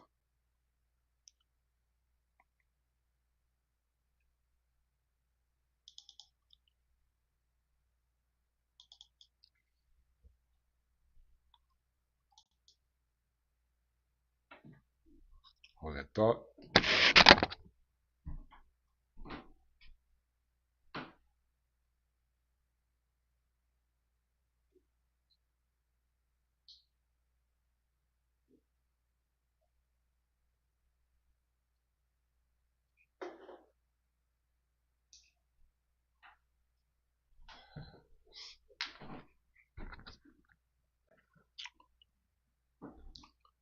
All right.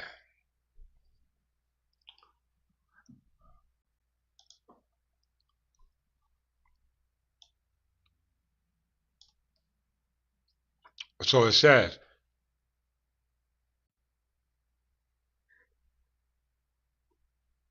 okay, guys, forgive me.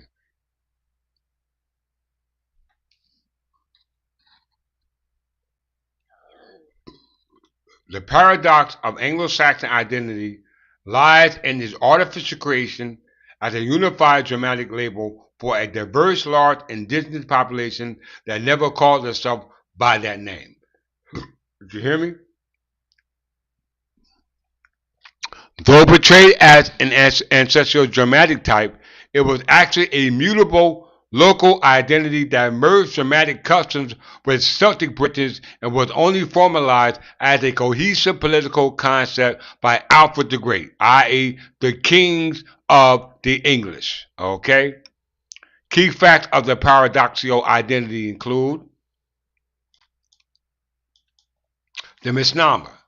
They were not initially one people, but a mixed tribe of Angles, Saxon, and Jews from Germany, Denmark, and Netherlands alongside native British populace. So this is those who invade. No different than what we have today. Okay, a great melting pot of foreigners. Okay, the Celtic base. Many of those identified by that term, Anglo and Saxons, including early rulers like Cedric, were likely the ancient Celtic Britons who adopted new cultural customs and languages, making the pure dramatic image of culture historically questionable. Identity of place versus name. Early inhabitants identified by local kingdoms, Kent, Northumbria, rather than a unified Anglo-Saxon identity. They generally called themselves English or Anglican. If I'm pronouncing it right, please forgive me. The term origin.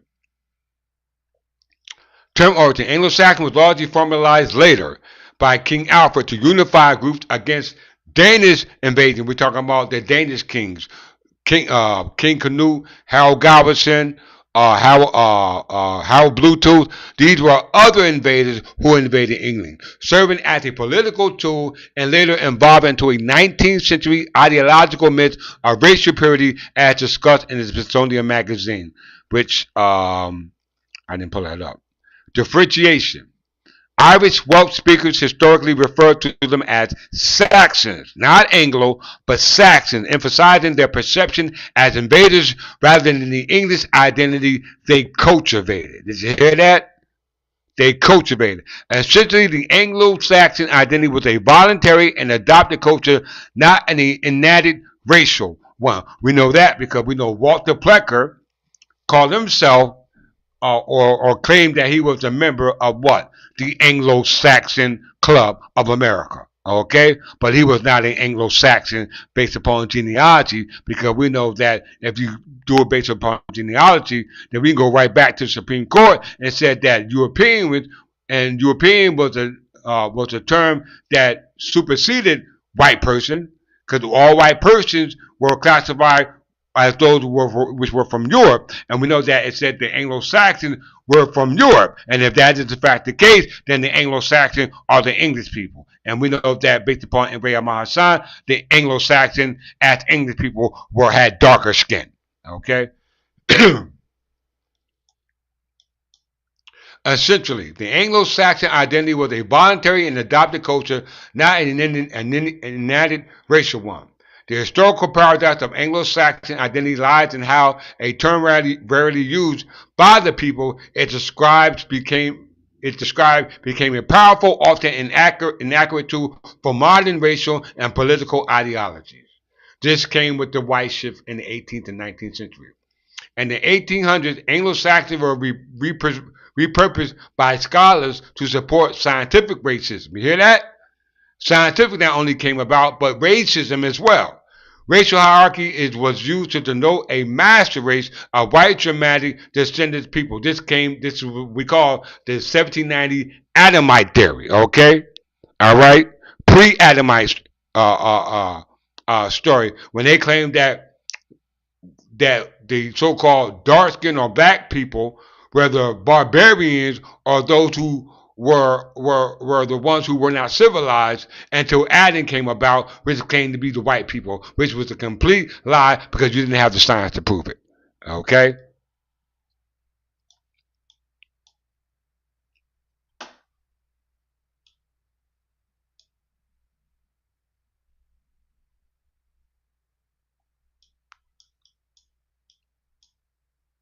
The Norman yoke. Radical thinkers of the Levelers used the term to frame a golden age of freedom that was crushed by the 1066 Norman conquest, using it as a symbol for democratic rights. 2. American Anglo-Saxonism.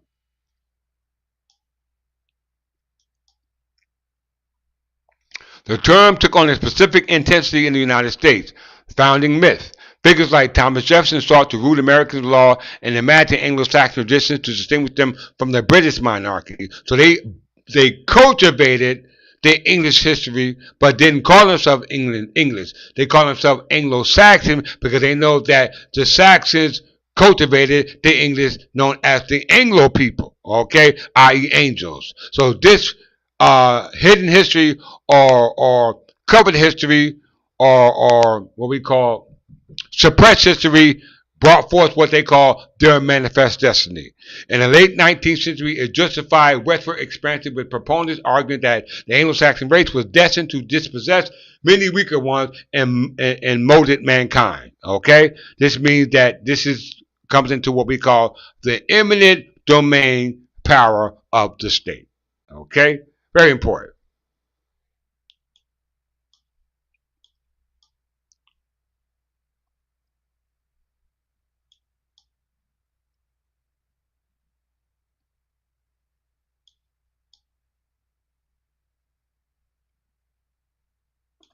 I think that's it. Let me just come here.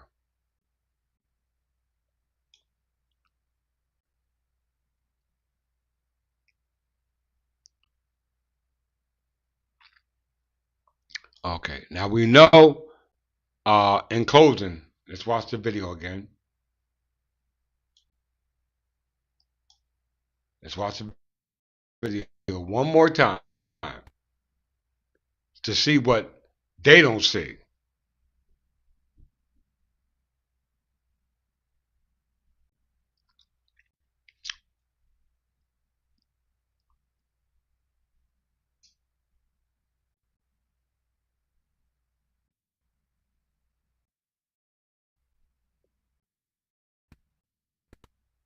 Now, this is the modern day Supreme Court, what we call um, writ of, it's not a writ of circulator, but it's a writ of review. Okay, and if we listen to what Solicitor General was saying in regards to um, what it means to be subject to the jurisdiction thereof, he goes to the true origin of what it meant and not what it means for those subject to civil rights. Because it said those interpreting of civil rights was what they said. Um, let's read it. Let's hear it for ourselves. Let's read it. Let's hear it for ourselves again. Hopefully, it play clear. Starting with that theory, you obviously put a lot of weight on subject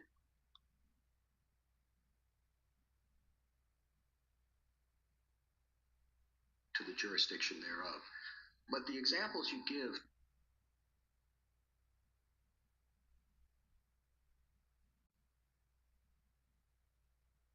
to support that strike me as very quirky. You know,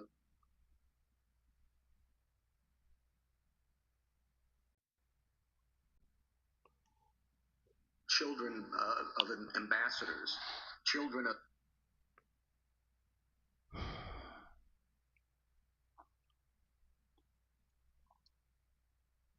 enemies during a hostile invasion, children on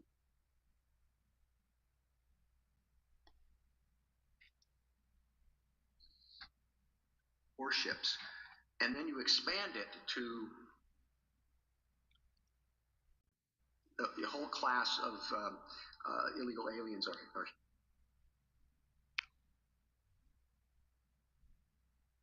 here in the country. I'm not quite sure how you can get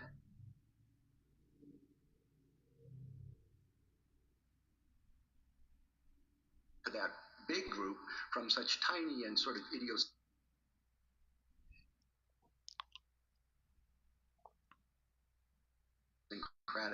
examples. There are those. Okay, so you're talking about an incorporated association of people versus an unincorporated association of people, meaning a group that's recognized and a group that's not recognized, or a group that's affiliated and a group that's not affiliated. Okay, he's making the distinction. Okay, but in regards to the capacity, is different in regards to the 2 points that Solicitor General points out. Let's listen. Those sort of narrow exceptions for ambassador foreign public ships. Tribal Indians is an enormous one that they were very focused on in the debates as well. But what I do is I invite the court to look at the intervening step, which is the enactment of the Civil Rights Act of 1866. What he's looking at is the enactment of the Civil Rights Act of 1866. He the one presents the cases to the Supreme Court on lieu of which the Supreme Court will review. He's responsible for that. So this case he presented for the Supreme Court's review in regards to the constitutionality of Trump's executive orders. Okay? And he used the Civil Rights Act of 1868. There they didn't say subject to the jurisdiction thereof. There it says not. He said it didn't say subject to jurisdiction thereof. It said subject to jurisdiction of foreign allegiance. Okay? To any foreign power. Foreign power. Blackstone and Calvin's. Now he's mentioning Blackstone's and Calvin's case. Okay? Case. They say it does not matter if you are subject to any foreign power. If you are born in the king's domains, you have this indefeasible duty of allegiance to the. So if you're born in within the king's dominion, you have a undefeasible duty. Why are they still talking about a king and the undefeasible allegiance that you have to the king? Okay, they stripped you of that when they separated church and state and made themselves the sovereign which you subject to. Which they don't even consider you are, because in their eyes you are an unincorporated association. You have no capacity. The king at any time. So there's a clear repudiation in the Civil Rights Act. The Civil Rights Act. So there's a clear repudiation in the Civil Rights Act. Did you hear that? He said there's a clear repudiation in the Civil Rights Act. What does repudiation mean? Let's look at that.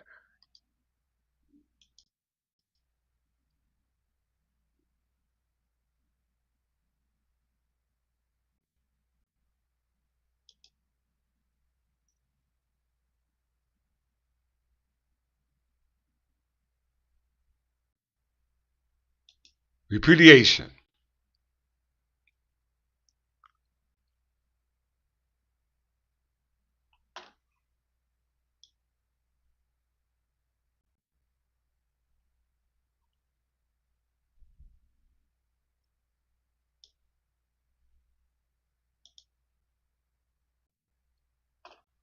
Let's look at this word.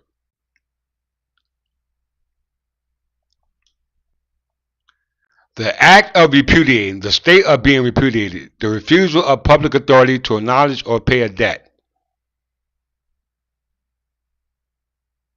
Let's see what else it has.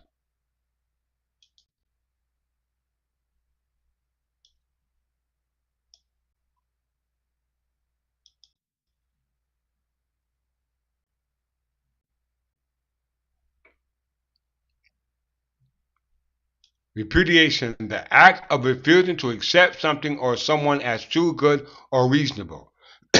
So the Civil Rights Act was repudiating allegiance to the king was indefeasible. Okay? Indefeasible outside of what the Civil Rights Act of 1868 said. Okay? This is Solicitor General is making. So how many of you understand how important it is that this case go in the right direction for the English people? Why do I say that? Because it mentions Calvin's case. Okay? In Calvin's case, they weren't even national citizens. They were naturalized citizens. But the basis of Calvin's case was based upon English common law. Let's look at it in closing.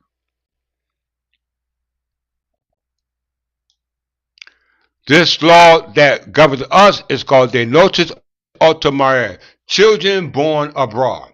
Okay? Children born abroad. Now, they don't want to talk about this case, because if they did, then it would have to go back into history, which would expose everything that they did. Okay? Let's look at it. De notis ultima, also as the Status of Children Born Abroad Act in the 14th century, 1350. Do y'all see that? All right. Was an English statute. You hear that? A English statute. The national law of the English people, going back to the English identity affiliated with not just the church, but being decentralized and circularized through modern law. Okay? This modern law is called what? The 14th Amendment. It's just how you interpret the 14th Amendment. And when you interpret it like we just interpreted, based upon United versus Bhagat Singh, United versus Singh Tung Du, United versus One Kim R, as well as the Imre Mahasan, we understand that we are the true ethnic people identified as Anglo-Saxon, and within the true sense of the word, we are in fact the English people. Why? Because we maintain our allegiance to our ancient predecessors, which were in fact kings. That says, de notis ultima was the statute of children born abroad. That means you was an English statute during the reign of Edward III of the Plantagenet Crown. It regulated rights to those born overseas. It was an early precursor of British nationality. So this paved the way. and others, dating from 1351 during the early part of the Hundred-Year War. It addressed the issue of inheritance by foreign-born children, a topical problem. This statute of 25 of Edward III was invoked over 20 years later in two matters. And the first of those, it did not prove effective since the outcome went in the other direction. But then the second, it was significant. And the debate of the succession of a Scottish king, Queen Elizabeth I, it was thought by some to be telling against claimants of the House of Stuart. And what? Calvin's case. It was also brought up to argue against the proposed right of inheritance in England of the Scottish post-denied those born after the union of the crown in 1603. So even them couldn't inherit the inheritance as reserved because of your capacity. All right? We see that in Juan Kim Art. This same case is right here in Juan Kim Art, and that's the case that the court is ruling on. Let's see.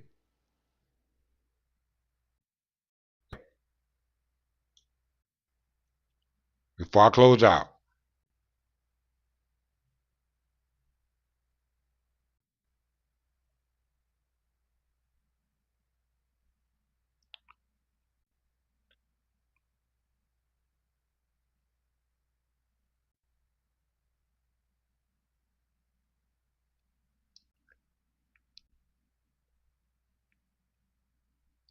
Why is this king in Juan Kim Art?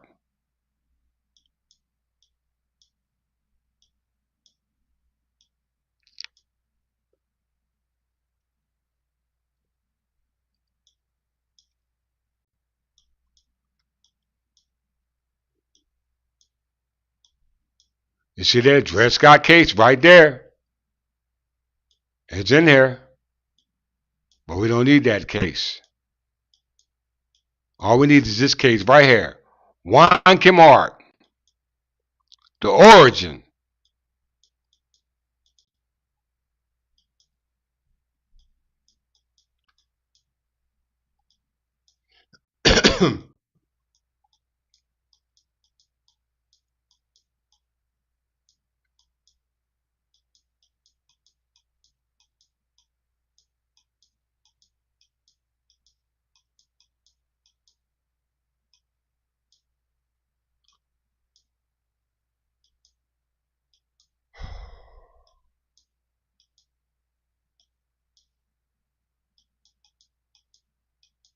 Let me find it.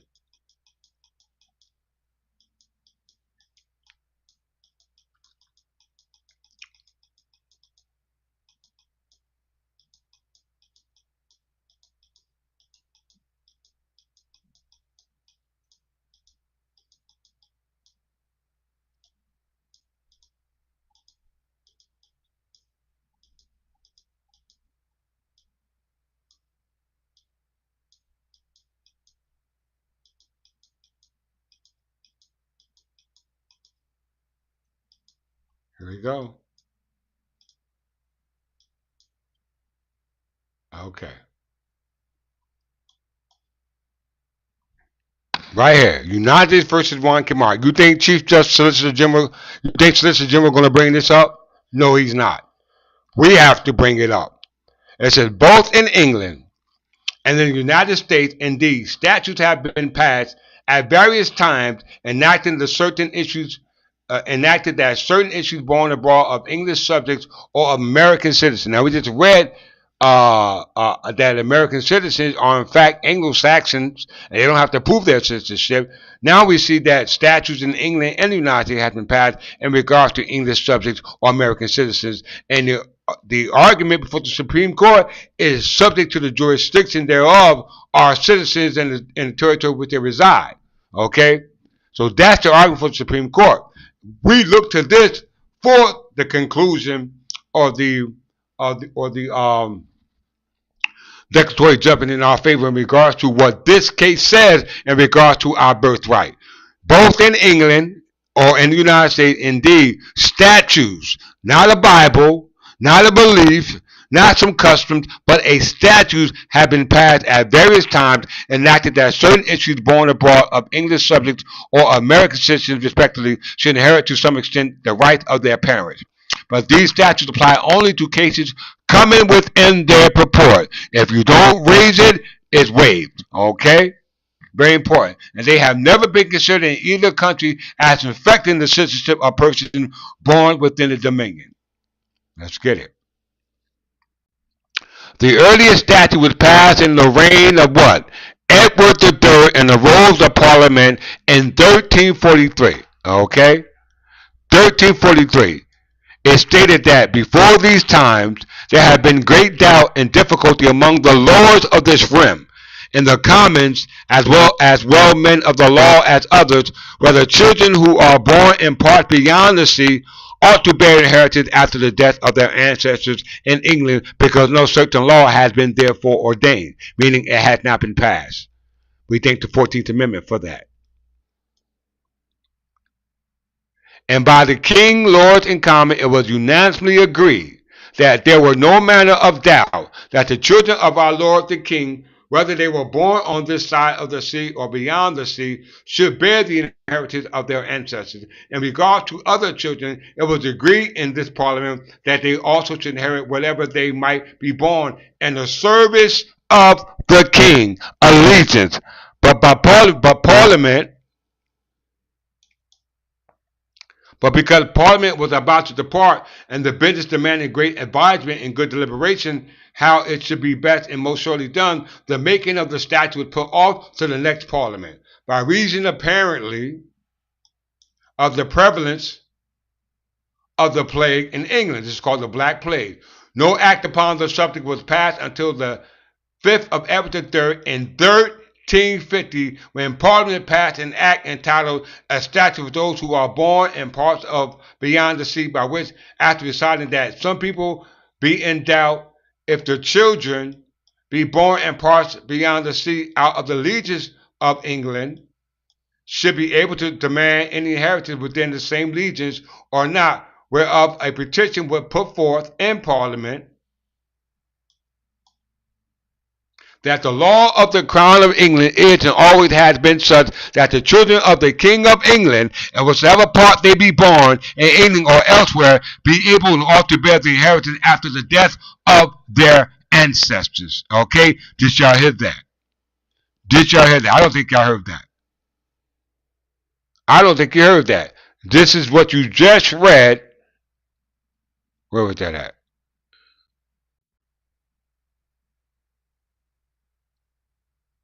Where was that at? We just read that.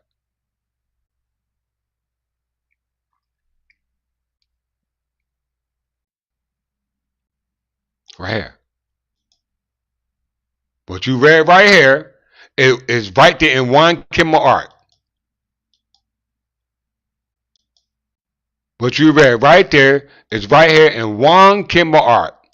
Same case, which is before the Supreme Court. Now, if the Supreme Court will talk about that, no, because it had not brought before the Supreme Court in lieu of declaratory and injunctive relief. All right? They're not going to bring it up because they know that the English overseas possessions belongs to who? You. All right? It belongs to you, the sovereign people. All right? You are, in fact, the sovereigns. Just understand your capacity. English overseas possessions. The origin goes back to what? The Kingdom of England, go all the way back to Ashelston, Noble Stone. Okay? Very, very, very important.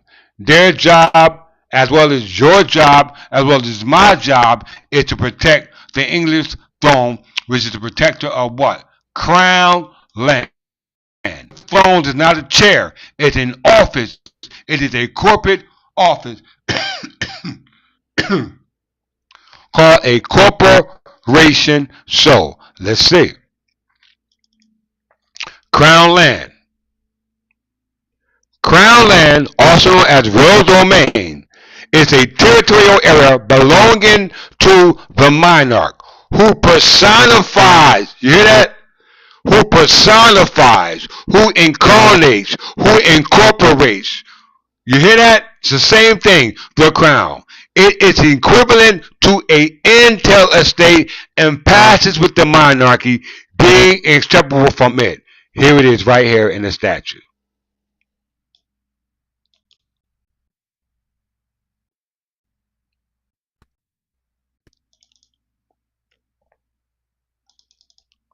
Same language.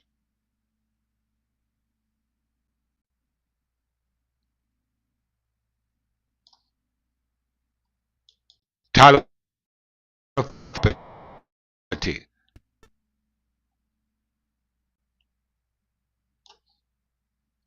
Language of your forefathers.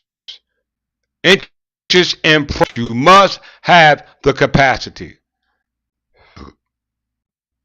Here is your capacity. Before it was decentralized or secularized.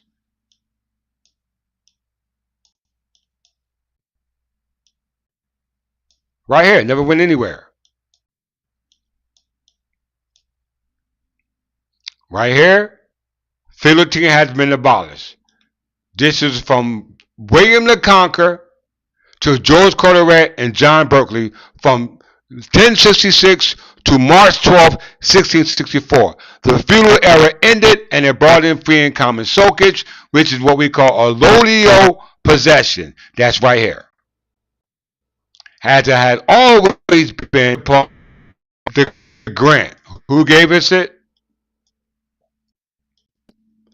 The tenures, honors, manors, lands, tenements, or of hereditaments, or of an estate of inheritance after common law, held either of the King of England or of any other person or body politic or corporate at any time before July 4th, 1776. That's pre-revolution, before the revolution, will now remain in what?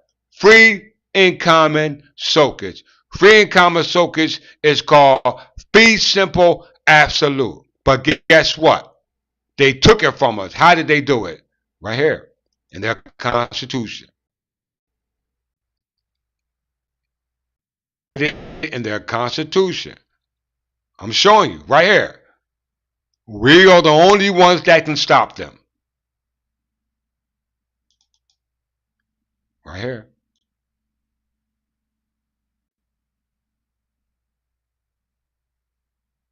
No, not there.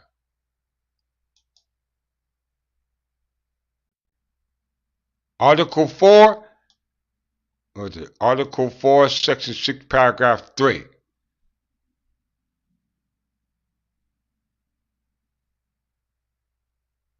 Right here.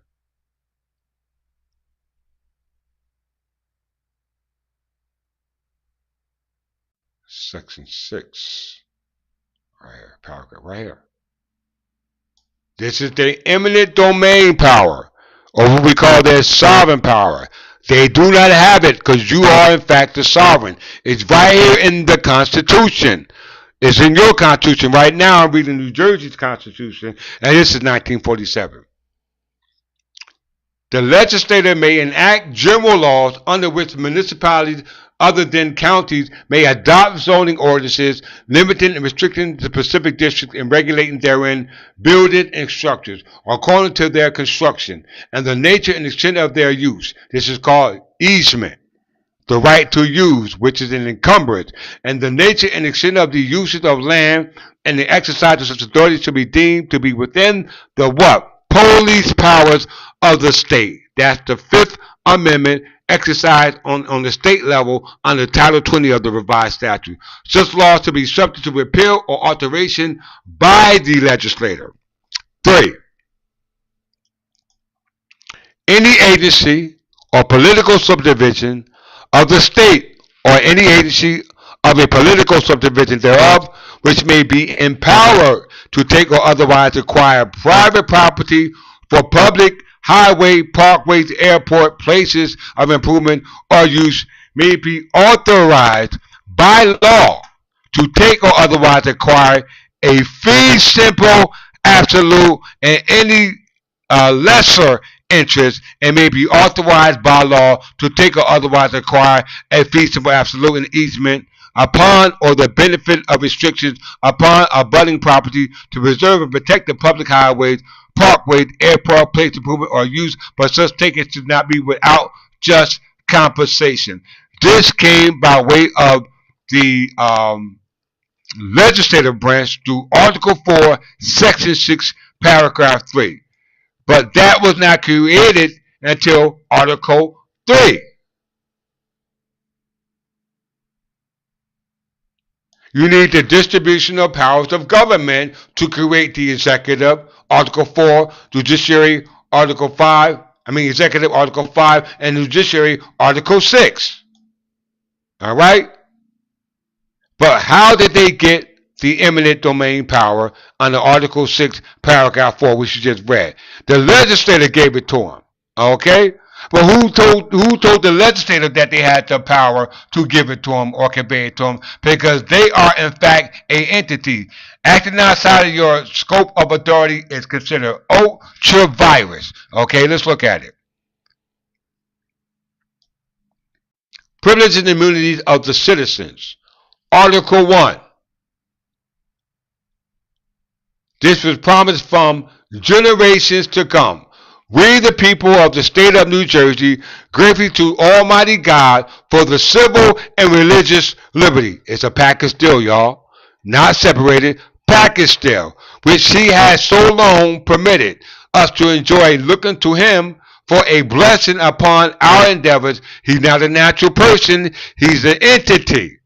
And that entity has now been incorporated into what we call secular law. From religious law to secular law, to transmit the same unimpaired to succeeding generations, do ordain establish this Constitution. What Constitution? To protect the rights of the sovereign people. Okay? All persons are by nature free and independent, have certain natural and unalienable rights, among which are those of enjoying and defending life and liberty, of acquiring possession and protecting property, and pursuing and obtaining safety and happiness. That's called your capacity. Okay? That's called your capacity. Your capacity and interest in property is governed under Title 46. Okay? Very important. But somehow they undermine that interest and capacity that runs with the land pre-revolutionary because of the insertion of Section 20 on Article 1, privileges and immunities. We never granted them this power. We never granted them what they asked for, stated in Section 20. What is it?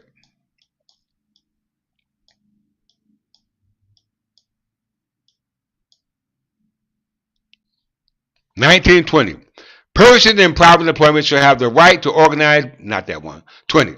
Private property should not be taken for public use without just compensation. Individuals or private corporations should not be authorized to take private property for public use without just compensation first made to the owners. Who are the owners? The citizens. The citizens who are subject to the jurisdiction thereof, who have been subject to the jurisdiction thereof from time immemorial, from generations to come. We just lost our capacity because we became slaves. That capacity has been returned to you by way of the 14th Amendment. You must defend that capacity by protecting your property from being taken for public use by the so-called state. Why? Because the state is not even existed yet. They need Article 3 to do that. And Article 3 is not even created.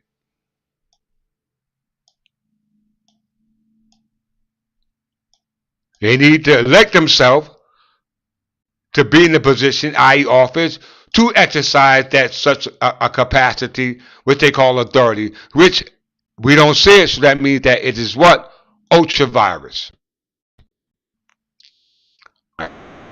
Because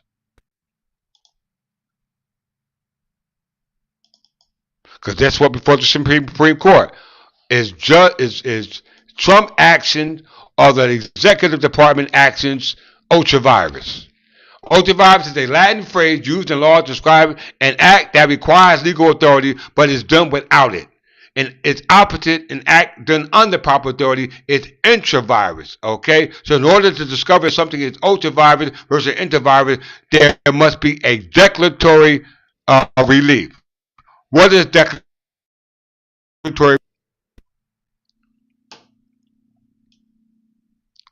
Declaratory relief refers to a court declaratory judgment stating the rights of parties without ordering any specific action or listing awards for damages. And what we request outside of damages is injunctive relief. What is injunctive? Injunctive relief, also known as injunction, is a court order remedy which restricts a party from committing specific action or requires the party to complete specific action because what they breached the authority which was governing these lands prior to their incorporation. Okay? Very important for you to understand that. So with that,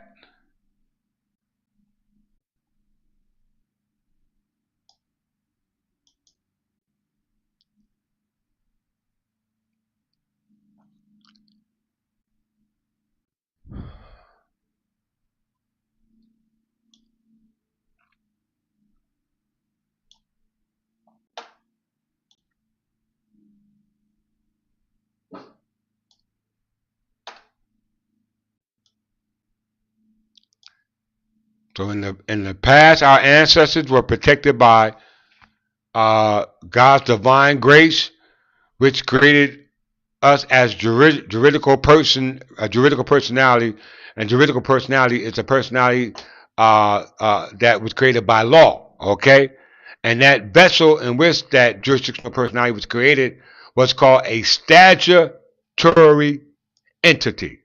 You hear that? A statutory entity. Okay, right there. As it was in the beginning, she'll be in the end. Okay? She'll be in the end. That's us right there. Okay? This is based upon the plain language of the statute. Okay? The plain language of the statute. This is what we call the golden rule. How many of you heard of the golden rule? Let's look at it.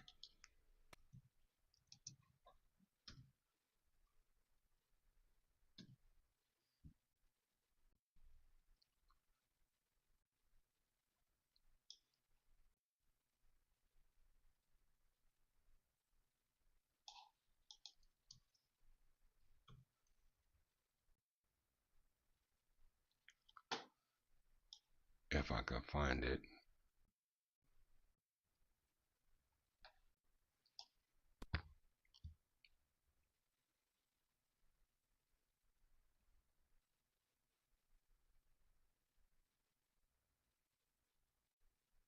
Do I have it?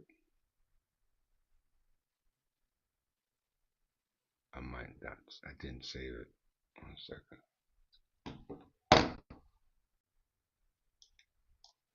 Plain meaning rule. Let's look at that. Plain meaning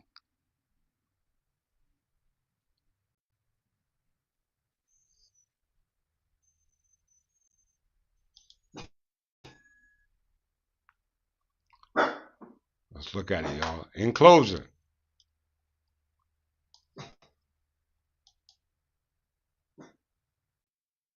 I showed you in the statute, okay? And everything that was in the statute on its face, okay, was the literal text of the law, okay? So no judge are able to repeal from the bench the intent of what the legislature has stated in said statute or in such legislation enactment or the Constitution. Whatever it says, that's what it says. The plain meaning rule, also known as the literal rule, is one of the 3 rules of statutory construction traditionally applied by English court. The other 2 are the mischief rule and the golden rule. So what rule would you want to use? The mischief rule, the golden rule, or the statutory construction? Which one? I'll pick the plain meaning rule, which goes back to the origin of the golden rule. What is the golden rule? The golden rule in English law is one of the rules of statutory construction traditionally applied by the English court. The rule can be used to avoid the consequence of literal interpretation of the wording of a statute, which such an interpretation will lead to a manifest absurdity to the result that is contrary to the principles of public policy. Now, we want to watch out for that golden rule, because when the golden rule is used, it's left up for the judge to interpret it based upon public policy, but it's not based upon the plain language of what the statute says, which is called the plain meaning rule, okay, under English law. So the plain meaning rule dictates that the statute ought to be interpreted using the ordinary meaning of the language of the statute. In other words, a statute is to be read word for word and is to be interpreted according to the ordinary meaning of the said language, unless the statute explicitly defines some other terms otherwise, or unless the result will be cruel or absurd. Absurd. Okay? So there you have it. The law is clear. All right? I'm your brother, coming as your brother, to let you know that we all got a part to play in this madness. Okay? Understanding your capacity as a natural person means actually understanding your capacity as part of the entity, because we all originated from that one entity. That's the church. Okay? God's church. Okay? That holy church, which we'll return for shortly. So with that, I'm going to greet you, and I always greeted you in that same love of the church, the English church, the Third Temple Church of England, and that's the church of King Edgar, our Christ, our Lord. And with that, peace.